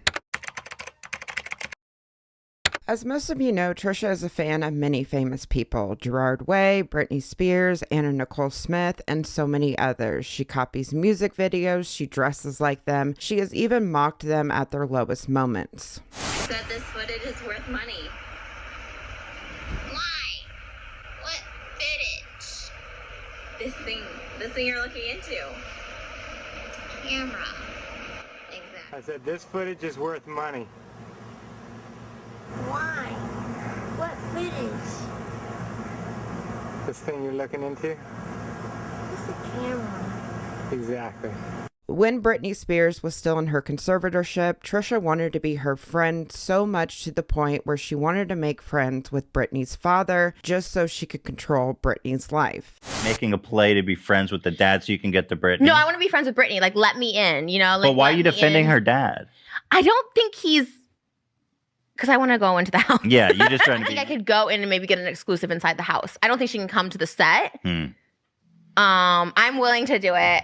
You're willing to go do that? I want to do it. No, but like I want to be her friend. Like I think she needs a friend, and I feel like I could be her friend, but not even like be public about it. Like I don't need to be public. I don't need to. We can because she loves to post on Instagram. But I understand her more than anyone. I understand Jamie really well. I understand that whole family so well. Explicitly said, I'm okay to do this. I just don't want my dad to do it. So maybe I could do it.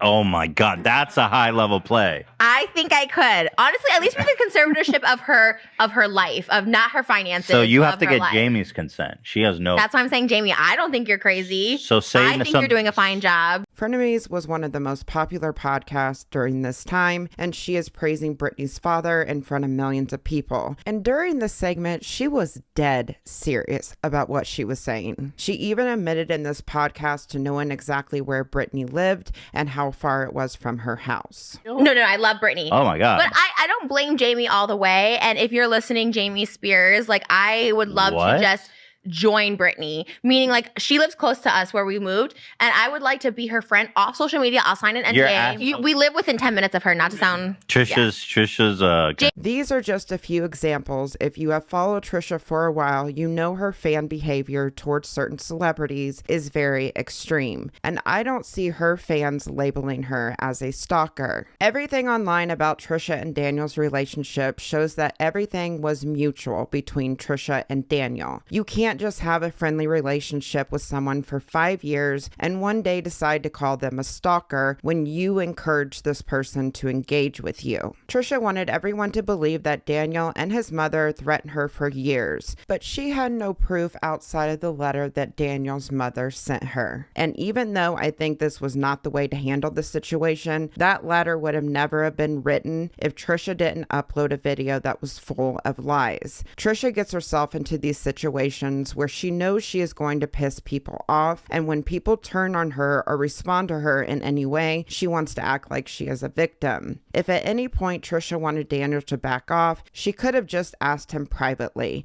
but she never did. I will always personally believe that she used Daniel as a scapegoat to make people feel sorry for her to cushion the backlash from the Trump video. I asked Daniel if he could say one thing to Trisha, what would it be? And this is what he had to say. It's for her to apologize. It's for her to admit that she lied. And then she can live her life. However, I don't want to hear anything. I don't want to hear her name again after that.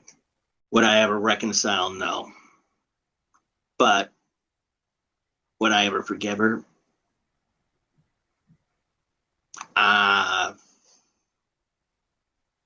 I would have to cross that bridge when it came to it, but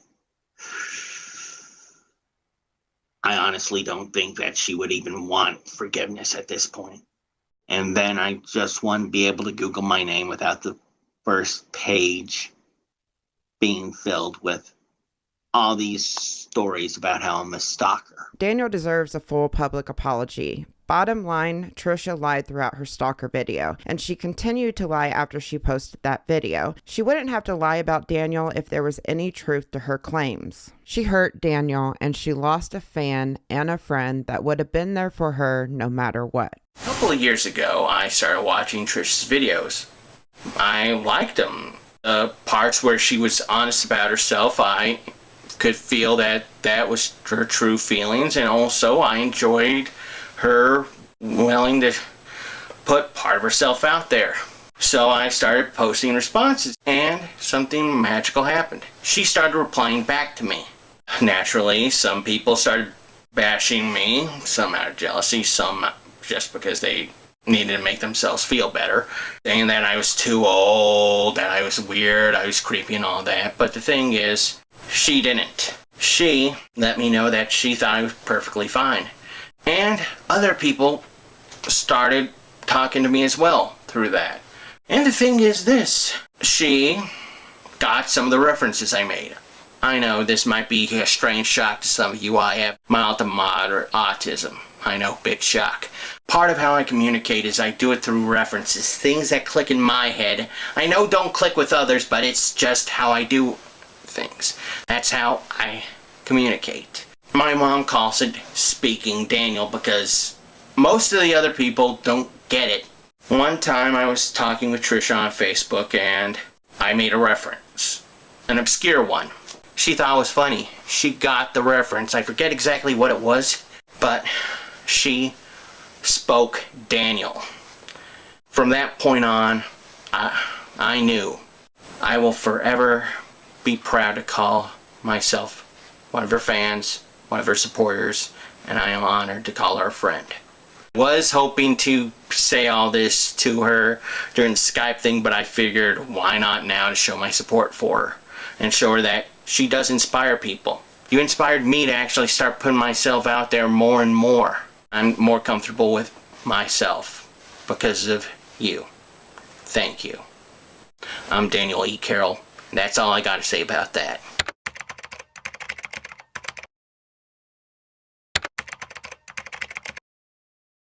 So the video from 2016 was not Trisha's first video about Donald Trump. About a year prior, when Donald Trump announced that he would be running for president, Trisha put out a tweet on June 20th, 2015 that said, "New video, why I'm voting for Trump. We're getting political up in here." In this video, Trisha is dressed as Marilyn Monroe, acting like a ditzy blonde, reacting to Trump's speech.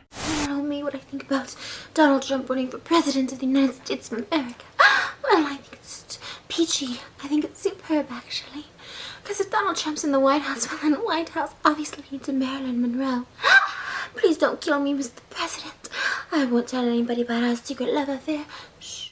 I'm just kidding. I'm just a girl with a little too much to drink. And I never met Donald Trump because Donald Trump hates fat people. I am Republican, I'm conservative. Everyone is asking me what I think about Donald Trump running for president. They're killing us economically.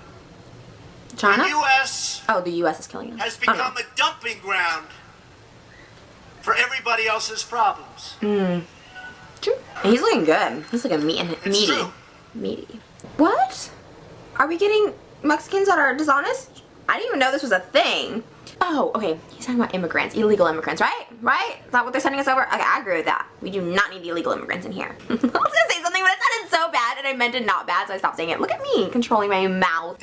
I'm over the Mexicans. Trisha is clearly trolling in this video, and just like all her other trolling videos, it did cause backlash. The comments she made in this clip where she said that she was over Mexicans upset a lot of people. Trisha ended up addressing it in a Q&A video that was posted a couple weeks later on July 10th, 2015.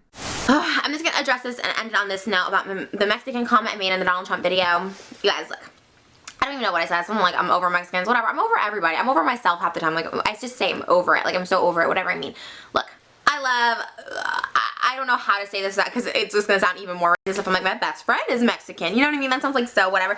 But like, obviously I don't have any hatred towards any Mexicans. Like my BFF Angel, like shout out Angel if you watch this, like he was getting some comments on his Instagram saying like, Trisha says she hates Mexicans, and he was asking me about it. And I just told him, and he saw the video and whatever, and he's just like, that's like not even anything. Like it's just like having, the way I talk to you guys is like having conversations with friends. Like if you just make a throwaway comment, like I make throwaway comments to him, he makes throwaway comments to me, and like it's just not, it's something that you just joke about and stuff, and I just like, I mean, people just take it so seriously, and because I'm white, and because I'm straight, and because I'm a woman, and they're like, oh, this dumb white, you know what I mean? But I feel like if someone else says it, like a gay Mexican, or someone who's, you know, just whatever, if you have something going against you, it's like okay if you say something like off the cuff. So I apologize if you were offended by that comment. It wasn't meant to be serious. I don't even take down the video because it's not, it was something that's not even serious. It wasn't even like a thing. It was a joke. I was making like jokes. Like it was not like, yeah, all Mexicans, there should be a wall, because Donald Trump had said something about a wall being built to block out Mexican. Like, yeah, like that's so ludicrous and ridiculous. Like, I didn't even make a joke about it, but like, I just like touched on it because it's like something he said, something stupid. And maybe it was something stupid that I said, but it's not anything that was malicious or mean, so I don't feel the need to take down a video because of it. And if people are butthurt about it and someone's like, how do you feel losing subscribers over it? Like, and I just said something back like, so be it. They're not my like true peeps that I need around here. Like, if you're gonna get so sensitive and offended over something like that, like you shouldn't be on this channel, because I make offhanded comments all the time about things that I don't think about and I don't think I need to, and if something's malicious, I apologize. Like if it really does hurt someone, you know what I mean, I apologize, but it's never my intention to hurt people.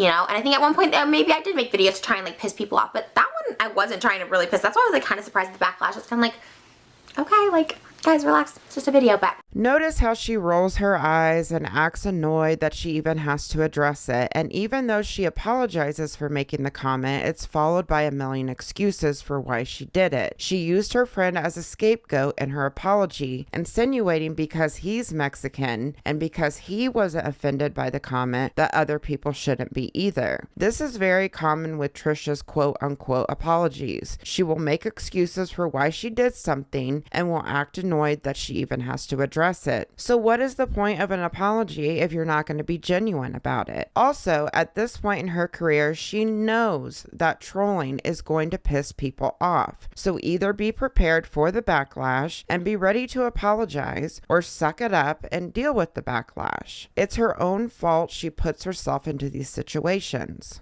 I am officially running for President of the United States. I'm kind of excited! We are going to make our country great again. Woo! Make America great again! I kind of love it. I kind of got chills, and not gonna lie, kind of got chills. I kind of want to suck a stick. It can happen. I'm not even kidding. I've never had sexual thoughts about this man before, but that's that D. What did Obama do? Did you invent KFC, Obama? No. And I don't say that because you're black and fried chicken. I just really crave KFC at the moment. I love the color of his skin. It used to be the color of my skin. When I used to spray tan, so orange. Orange is the new black. Orange is the new black because we have a black president and Donald Trump's orange. Our southern border. Yeah, that was good funny. I'm gonna vote for Donald Trump, but mainly because he called Rosie O'Donnell a pig, and she is, and I don't like her. So Trump for president, 2015, you have my vote, and so it is, and that hurt. Orange is the new black, that's your new campaign slogan. You're welcome, America. So this video reminds me a lot of her trolling video that was titled Why I'm Voting for Mitt Romney. But anyways, I am fully supportive of Mitt Romney, and there are a few reasons why I'm going to be voting for Mitt Romney in this election, my first election voting. So the last election I was able to vote, but I didn't because I didn't really have strong feelings towards either party candidate selection. So this year, Romney all the way. So basically, one, Mitt Romney is super hot, and we haven't really had a hot president since like Kennedy, but we all know how that ended. Then another reason I'm going to vote for Mitt, well, my kitten is named Mitts, so I think it's actually Mittens, but we call him Mitts for, you know, short. So yay, that's like a sign, I think, right? And Mitt rhymes with tit. No, I'm just kidding. But I have two of those, so but that's really not, no, that's not the reason I'm voting for him. Both videos, you can tell she is clearly trolling. During this time when Trisha was trolling, you could always tell that it was a troll. She plays dumb blonde characters and says outrageous things that can make absolutely no sense.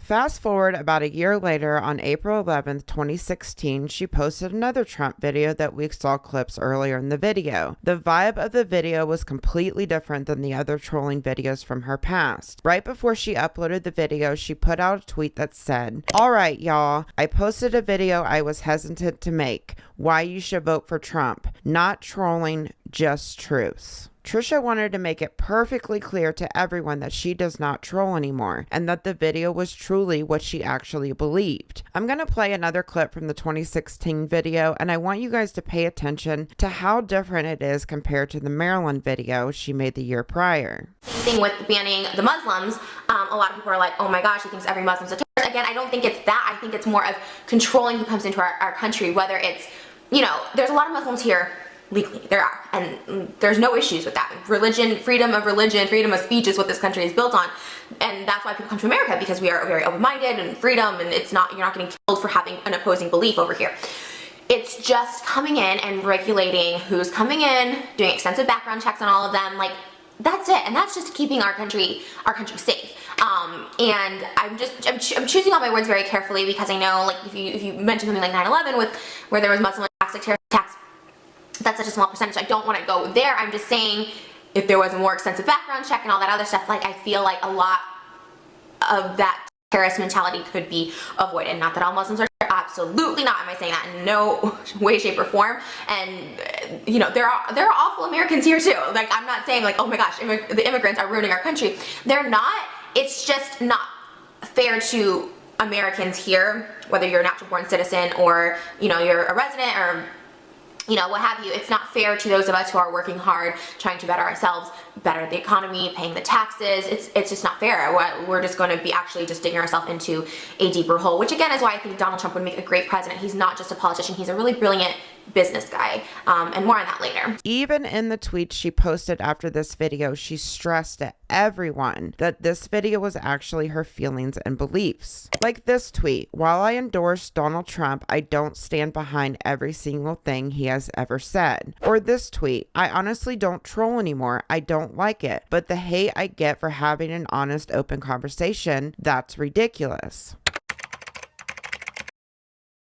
Fast forward 4 months later, on August 8th, 2016, clips started to resurface from a podcast episode that she did with Shane Dawson 2 years prior. Here is the clip for context. No, I mean, I'm just like nervous because I don't, like, my personal life is not my real personal life on YouTube. Like, I make up a personal life on YouTube. You like, definitely do. Sometimes I'll text you and I'll be like, you got a new boyfriend? You're like, no. And I'm like, no. You literally just made a video called My New Boyfriend, We're Getting Married. Yeah, I have new boyfriends all the time. I always have, like, friends and quotes, you know. I always just have, like, I have a fake life on YouTube, and then I have, like, a real life, and I just, you know, I don't know, you know my real life, so I was like, oh my god, don't ask me about my real life, let's just be YouTubers. You know what's funny is there was one video in particular I watched of yours, I don't know, maybe like a year ago or something. And this is when we just started becoming friends. And it was like you eating like Chinese food. And you were talking to somebody off camera. You're like, shh, be quiet. No, I'm almost done. No, be quiet. I'm almost done. Guys, I got to go. My boyfriend's here. Honestly, I'm almost done. Okay, bye. And I asked him, like, oh, who was that? You're like, nobody. There was nobody there. I'm like, there was nobody there? That's the craziest, but like most amazing. Like, I've never revealed that because Guru Gossiper is like, this girl's actually crazy if she thinks like she's like believing that there's someone there she's talking to. But it's so good. Well, at that time, I did have a boyfriend, but like he wasn't there. Because if I took out a vlogging camera in front of my actual boyfriends, they would never talk to me again. They would be like, you're psychotic. Like, I'm never talking to you again. So, I mean, I date people who are like 80. They don't get it, you know? And so, no, that's... Trisha ended up addressing this clip in a video that was titled Coming Clean. I guess what's being brought up or shared around, there's like an audio or it's now made on YouTube, was a clip from Shane's podcast. And at the time, like when it came out, like a week or two after it came out, I did address this on my vlog channel like so long ago. I don't know what the title of it is. I can't remember, but I did address it. Like this was literally like 2 years ago. And it's just resurfacing again, which I know happens from time to time. Like shit gets brought from the past and you resurface and it sucks because it's just always gonna be there. And it just, I personally hate addressing things that I've already addressed, but because it's being brought up so much, I was like, okay, I'm gonna just address it. And I saw it again on the storytime video that I posted today. Just like, well, I wanna believe you, but now with your proof coming out of your voice saying you fake everything, like I don't believe anything you say. First and foremost, that was 2 years ago, and that was when I still trolled, and everything since then has not been trolling. It hasn't been fake. It hasn't even been exaggerated for views. 1000% I can say that with 100% integrity in my heart, like 100%. I don't troll. Trolling to me is making up shit or stating opinions that aren't your own to get views, being controversial just for views, you know, going against what you actually believe for views, you know, like that kind of stuff to me is trolling, and I don't do that. I have not done that anymore. And She then brings up the video that she made 4 months prior as an example of her not trolling anymore, and this is what she had to say about it. A lot of people could say, oh, well, your Trump video was trolling that I put out earlier this year. It actually wasn't. That actually was pretty much my legit thoughts. It caused a lot of hate, caused a lot of people to get angry, so I took it down. And also my thoughts since then have changed too, so it wasn't trolling. It was just, you know, Again, keep in mind that this video was made 4 months after she posted the Trump video. So even after all the backlash that she received on that video, she was still telling the internet that it wasn't a troll. On January 15th, 2019, 3 years after Trisha's original Trump video was posted, clips started to resurface. Someone put out a tweet that said the following: Trisha Paytas not only supports Trump, but made a whole ass video trying to justify the wall. Y'all like to act woke, so now's the time. Stand Twitter, do your thing. They attached the clips of her talking about immigration and the wall that Donald Trump wanted to build. This clip went viral. As you can see in the screenshot, it generated 4.63 million views, leaving Trisha no choice but to address it. Later that day, she uploaded a video that was titled, "I do not support Trump." In this 24-minute video, she completely changes up her intentions behind the 2016 Trump video, claiming that it was just trolling and that she wasn't being serious. I feel like I've done this video like a dozen times, and I have in the past. So if you've been with me for a while, you've already seen this. Like I apologize. This is for new viewers, new subscribers, or just people concerned and they don't really know too much about my past or about me. And I will keep making these apology videos for as long as I need to, because even though they're the same for the past 5 years, I feel like there's always going to be new people coming and there'll always be my old clips popping up. And that's just what I have to live with, because once on the internet, it's always on the internet. And this is not a bullshit apology video. As you guys know, I don't like bullshit apology videos where people fake cry or they don't take blame for their action or they don't actually apologize ever.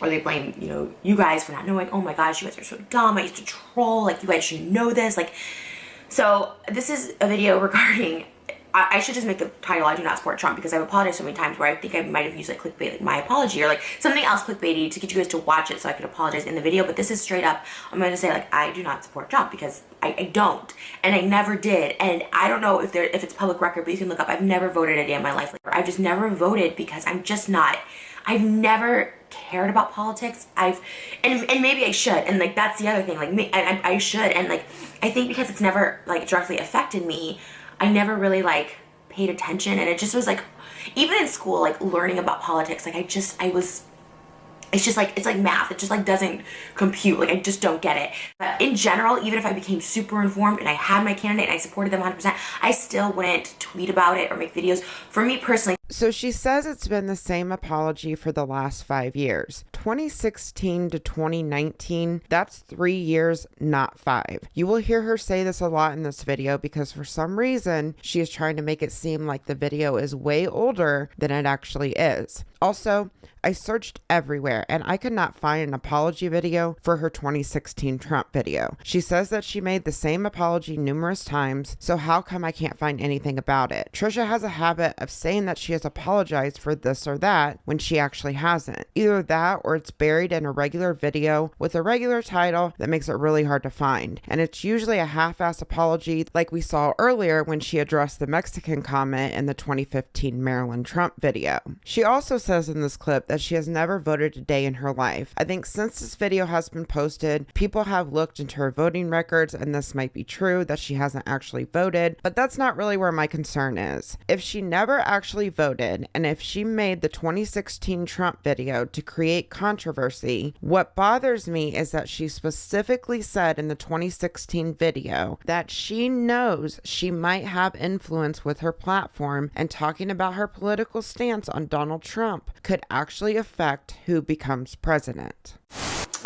So having said that, I was kind of nervous to make this video because I was like, do I want to make this video? Do I want to really bring it up? Because I don't really go about trolling anymore on my channel, so I don't want to like make people uncomfortable or offend anyone at all. Trust me, this is literally just my opinion and viewpoint and stance, and I just feel like it needs to be, you know, we need to speak out more about it, because I feel like if we don't, like I wasn't gonna make this video and I was like, you know what, but if I don't and I have this voice, then it could affect the outcome of the election. It could, you just never know. So I was like, okay, I'm just gonna speak out about it.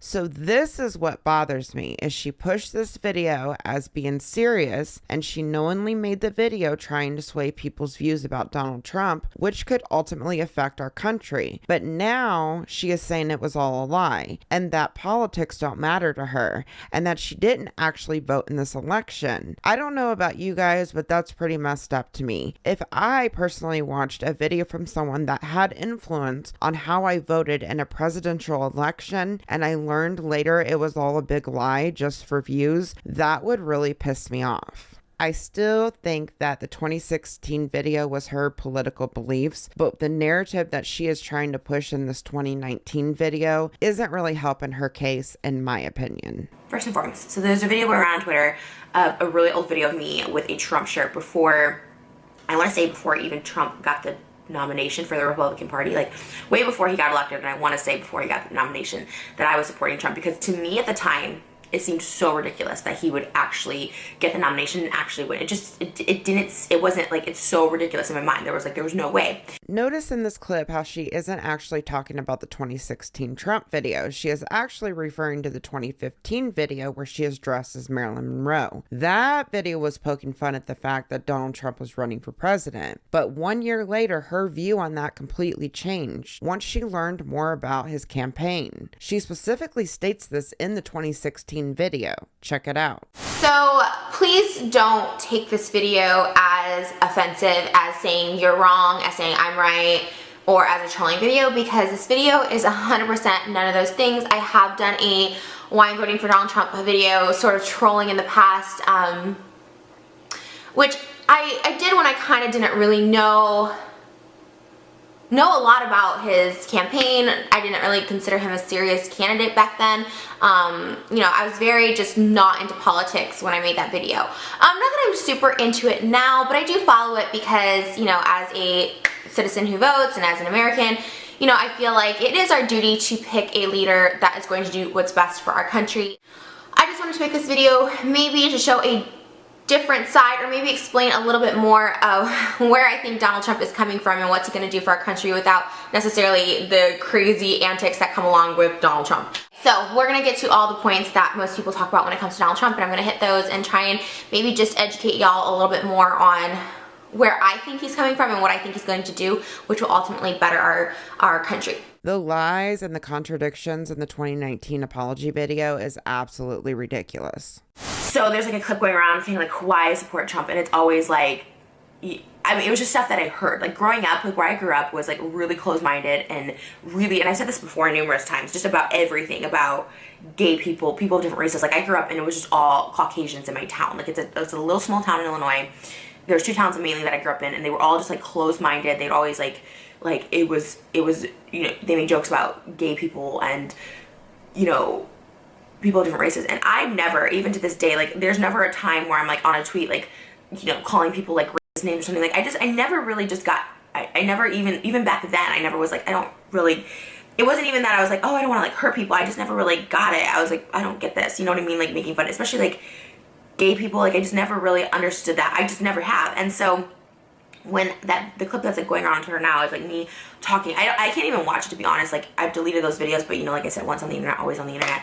And I can't even watch it because like it's just stupid stuff that I would hear people say like from my hometown and stuff like that, people I followed on Facebook, and I would just repeat it because I was like, okay, this is controversy. So like, okay, let me give you a little bit of backstory. And first and foremost, like I haven't even said it yet because I hate videos where they don't apologize. Like I'm truly sorry. Like this is not damage control. This is nothing. This is like me just like, it's weighing on me because I don't like anyone feeling alienated. I don't like anyone feeling like they're less than. And if I've like, even in my stupid, young, ignorant years have made anyone feel that way with stuff that I didn't even believe, that I didn't even know. They say ignorance is bliss, but ignorance can be also like really, really dangerous and really harmful. And like growing up, like you are a culture of how you grow up. When you hear people talk a certain way or something, like growing up, like you just kind of buy into that. So this is how I interpret this clip. She is basically saying that she grew up in a predominantly white town full of closed-minded people who were racist and homophobic, and that her 2016 video was based on the things that she had heard growing up in her small town. So basically, she is insinuating she made the video with the intention of coming off that way, while also saying that she was young and she was ignorant when she made the video, that she didn't really understand the things that she was saying. She just knew that it would cause controversy, and that she apologizes for not fully understanding what she was saying, and that she would never ever purposely hurt anyone. And all I have to say to that is you have got to be kidding me. Early on, if you guys don't know, in my YouTube career, like I think like my first couple viral videos were about Mitt Romney. Overtly done myself down, like I'm voting for Mitt because my cat's name is Mittens.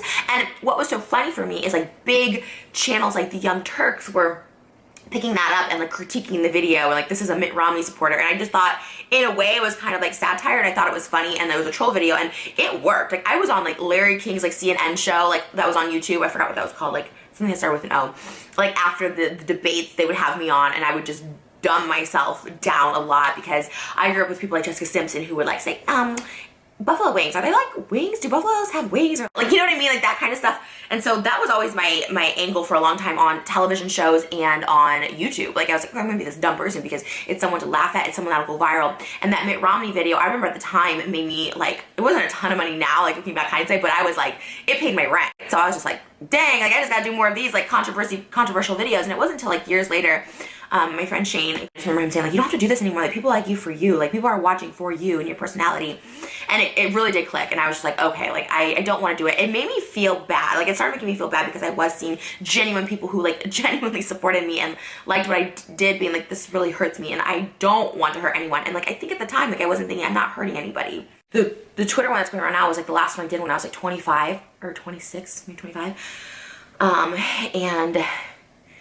And it just sucks that so many people think I like support Trump, like especially now, and this is like the main meat and potatoes of it, especially now I can definitely say without hesitation that I don't support Trump. So here we are talking about the Mitt Romney video and her specifically saying that she dumbed herself down and said ridiculous stuff that made no sense. That is not the tone for the 2016 video. She is specifically talking about the 2015 video where she looked like Marilyn Monroe and trying to pass it off for the 2016 video that people posted clips of on Twitter. I really think she thought that this would work because this clip on Twitter was a very short clip. Look at the screenshot. It's 15 seconds, which isn't long enough to get an overall tone of the video. And anyone that didn't see the full video would probably buy into this trolling bullshit that she is trying to push into this video. Trisha likes to bury her past, ignore taking accountability, and rewriting history to fit whatever narrative she is trying to push for herself. I said at the beginning of the video that the clips from the Trump video are almost impossible to find. Once Trisha removed the video and realized the backlash on it wasn't going away so easily, I think she scrubbed everything she could so that the video was almost non-existent. I personally believe she knew there wasn't many clips online during this time, and she had a shot at making people believe that it was satire to cushion the backlash. If you're wondering how she scrubbed most of the clips off the internet, I believe she copyright claimed anyone that posted clips from that video. I found an article online about the Trump video that had posted a clip, and it specifically shows that Trisha copyright claimed the clip. She was determined to erase this from the internet, and she did a pretty good job at hiding it until it came back up in 2019. I personally believe she thought enough time had passed that nobody would remember she pushed this video as her actual feelings and beliefs. But what she forgot to scrub was her original tweets, and it didn't take long for people to piece everything together. Like I said, above all else, like I just feel awful that anyone would think that I'm this like monster and that I would like support someone that does this stuff. It's like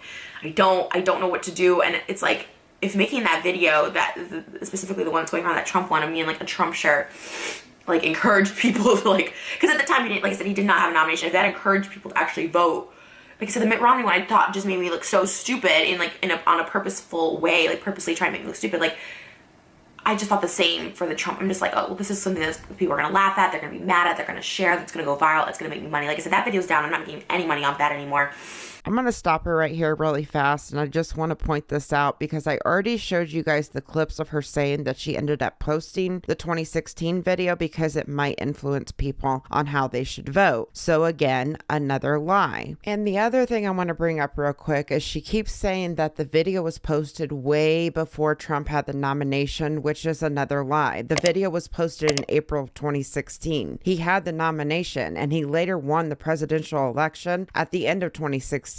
That was the whole reason she posted the video, because the election wasn't that far away. In fact, 7 months after her 2016 Trump video was posted, she put out the following tweet on November 10th, 2016. People still complaining about Donald Trump, like he doesn't get unelected the more you whine. She went on to say, everyone needs to chill the fuck out. Donald Trump is our president. Don't like it. Move out of the country. But this whining is annoying. Just so many lies. She ends her apology with more contradictions that we have already gone through and starts crying about how the world is today while telling everyone she meant no harm. I should probably just stop here because like I could just go on and on, but I don't support Trump. Those videos were made 5 years ago, and they were made to be satire. They were made to be like, wow, look at this idiot. It has all my videos were my trolling videos. I've said it 1,000,001 times. I don't think I've done a trolling video since then in like 5 years because it just doesn't feel good to me. I don't like anyone to feel like I'm, even if it is in satire and jest, I don't like anyone to feel less than. I just apologize, and I apologize for being, you know, ignorant, for thinking like, oh, those are funny videos and like it's fine. In a way, I thought of it like very like satire, the way like SNL, Mad TV was, you know. But I realized that these are very serious topics, and I think back then, especially when I made that video, no one knew what, I don't think anyone thought Trump would win, and then what his administration would be, and it sucks, and it sucks that it'll haunt me forever, and it will, and it's out on the internet, and I do pray that there is some sort of stability in this world. You know, I have young children in my family, and I just, oh my God, I hope there's some peace in this world, and you know, like the gun violence and, you know, all that stuff is so scary, and, you know, this whole deporting people and not letting people leave the country, it's like so freaking awful. It's just awful. It feels like you just feel very helpless. Especially me, specifically me, because I don't know what to do, and I don't want anyone to ever feel bad. I know I've said this 1,000,000 times. Like, I truly don't want anyone to feel bad or that I'm against anybody. Like, I just don't know what else to say, but In my opinion, apologies mean absolutely nothing if you're going to lie throughout your entire apology. So after Trisha uploaded this video, she went over to her Twitter like she usually does and put out several tweets responding to people. One person said, "Why did people bring up a video from 2016? Like, what the hell?" Trisha responded with, "No clue, but I apologized days after making it, and I'll apologize for the rest of my life. It's always going to be a part of my past, and that sucks. But I gotta keep going. It's why I stay far away from talking about politics these days. I'm so uninformed. Always have been." You guys saw the whole timeline surrounding the 2016 video. Where the hell did she apologize? Unless it's the lost video that was titled "I'm a racist, homophobic bitch," but given the title, I highly doubt there was an apology in there. If that video was truly her feelings and beliefs back then why would there be an apology video? Because judging from the tweets and her behavior, she was trying everything she could to avoid doing an apology. Instead, she lied about a fan and called him a stalker for sympathy. But anyways, let's get back to the tweets. Another person said, "Very relieved to hear your apology explanation video. Was shocked at the video on Twitter because I really enjoy your content, and I genuinely believe you have a kind heart, and was really sad about it. I believe you, and I understand what you were doing back then. Thank you for owning up." And Trisha replied with, "It'll always be a skeleton in my closet. All I can do is apologize and educate myself. I thought saying crazy shit would get me attention and views, and it did. That's what I cared about back then. Was not worth it at all." And another person said, "I feel kind of bad because a lot of people don't have context, and they see a video on Twitter and believe it's present you and that you actually support Trump." And Trisha replied with, "It makes me sick to my stomach. Truly, it's not me, and I would never support that." Someone else said, "What's the tea with Trisha Paytas?" And Trisha replied with, "She's canceled, boo." Someone else said, "So you don't support Trump? I wasn't mad about it. You are a grown woman who can think for herself. I was just disappointed." And Trisha replied with, "I do not support Trump." Someone else said, "Trolling, a form of satire like comedy dating back to the early forms of social media and the beginnings of YouTube, perfected by the queen of the internet at Trisha Paytas." And Trisha replies with, "Aw, and now it haunts me forever." Someone else said, "When you have the kind of massive following that you do, you need to take it upon yourself to become educated on these kinds of topics before you make broad, sweeping claims." And Trisha replied with, "Agreed. A lesson learned almost instantly after I posted the video in 2016. Has not happened since." I think it's kind of funny she is slipping up in these tweets. In the video, she kept saying it was 5 years ago, way before Trump's nomination, and here she is admitting the video was posted in 2016. I mean, it's not hard math to do. 2016 to 2019. That's 3 years, not 5. But moving on, from this point on, Trisha stays with the new narrative that the Trump video was trolling and satire. Fast forward to June 17th, 2020, Trisha put out a tweet that said the following: "How people can just full on blatantly support Trump on social media is beyond me. Like, maybe it was cute to troll, or not, before he even got the nomination, but now it's like embarrassing. Like, take your Make Your America Great Again hat off. You might as well be wearing a white hood. It's so blah." And all I have to say to that is yes, she really said that. Then on July 5th, 2020, she put out a tweet that said the following: "Just like people who support Trump, cool, support him, I guess, but you really gonna post and be proud of all of that on social media when he's literally so damaging for 95% of America? Like, stop. Just be stupid and quiet or something. Yikes." And then on July 22nd, 2020, Trisha uploaded a video that was titled Apologies, where she is explaining to everyone how to do a proper apology, which is just laughable because I have never seen a genuine apology from Trisha ever. But anyways, she brings up her 2016 Trump video and tells more lies. Check it out. I don't say, this I feel like is a wrong way to apologize. I don't say things like, I never said this, but things like, "I'm sorry you feel that way. I'm sorry you took it that way." Or, "I'm sorry I did this, and this and hurt you, but you did this, so that's why I did that." Like, you can't make an excuse when you apologize. Now, there's a difference, obviously, like YouTuber apologies, because I know I said I wasn't talking about that, but like going to that, trying to defend yourself. Maybe if someone thinks you were this monster, right? For me, for instance, when I did videos saying I supported Trump way before he even had the nomination to run for president, when I literally thought it was a joke, and I did videos, obviously, I defended myself by saying, hey, just to clear the air, because, and in this case, this is a one-way apology, because obviously my viewers did nothing to deserve that video, right? But to clear the air, I was like, hey, I'm not political. I actually have no idea what the fuck I'm talking about. I never watched the news to this day. I still don't watch the news. I still have never voted to this day. Not that that's a great thing either, but I'm so uninformed with this kind of stuff. I was ignorant. I'm dumb. Like, I really didn't realize the severity of those comments.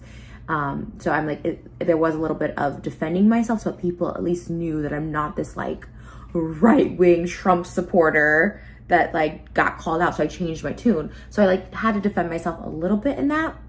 But then to this day, when I talk about it, I'm like, no excuse. That was stupid. I wanted money from the video, and that's it. And that's like, I feel like an apology, right? I am sure there are other times she has brought up this video and lied about it even more recently, but I think this gives a clear picture of the lies surrounding the Trump video. I said at the beginning of this video that this isn't about the politics, but I did find the full original 2016 Trump video thanks to someone that posted it on the Reddit page Trishyland Wifeys. I have linked the full Trump video in the description box in an unlisted video. I highly suggest that you watch that video from beginning to end and come back and comment below your thoughts on the video. Was it trolling or was she being serious? You guys know that I 100% believe that it is her personal feelings. If she just would have been honest about it and said that that was her personal feelings and beliefs at that time, and just would have said something like, looking back on it now and becoming more educated about the topics I was discussing, I no longer stand behind that video and I sincerely apologize if it offended anyone. People would have had a lot more respect for her. To this day, people actually believe that she was trolling back then, and they brush it off like it was nothing, which is pretty messed up considering that she said in the apology video that it was stuff that she was repeating from her racist and homophobic hometown. Either way you look at it, it's not a good look for Trisha. But anyways, that's all I got for you guys. I appreciate everyone's patience with this video being released, and if you made it to the end of this video, I genuinely hope that you enjoyed it. Please remember to like, subscribe, and share this video. I also want to give a special thanks to all my members and a special thanks to Mimmi's art for all the channel art. I love all my subscribers so much. Thank you so much for sticking with me over this past year, and I will see you all in the next video.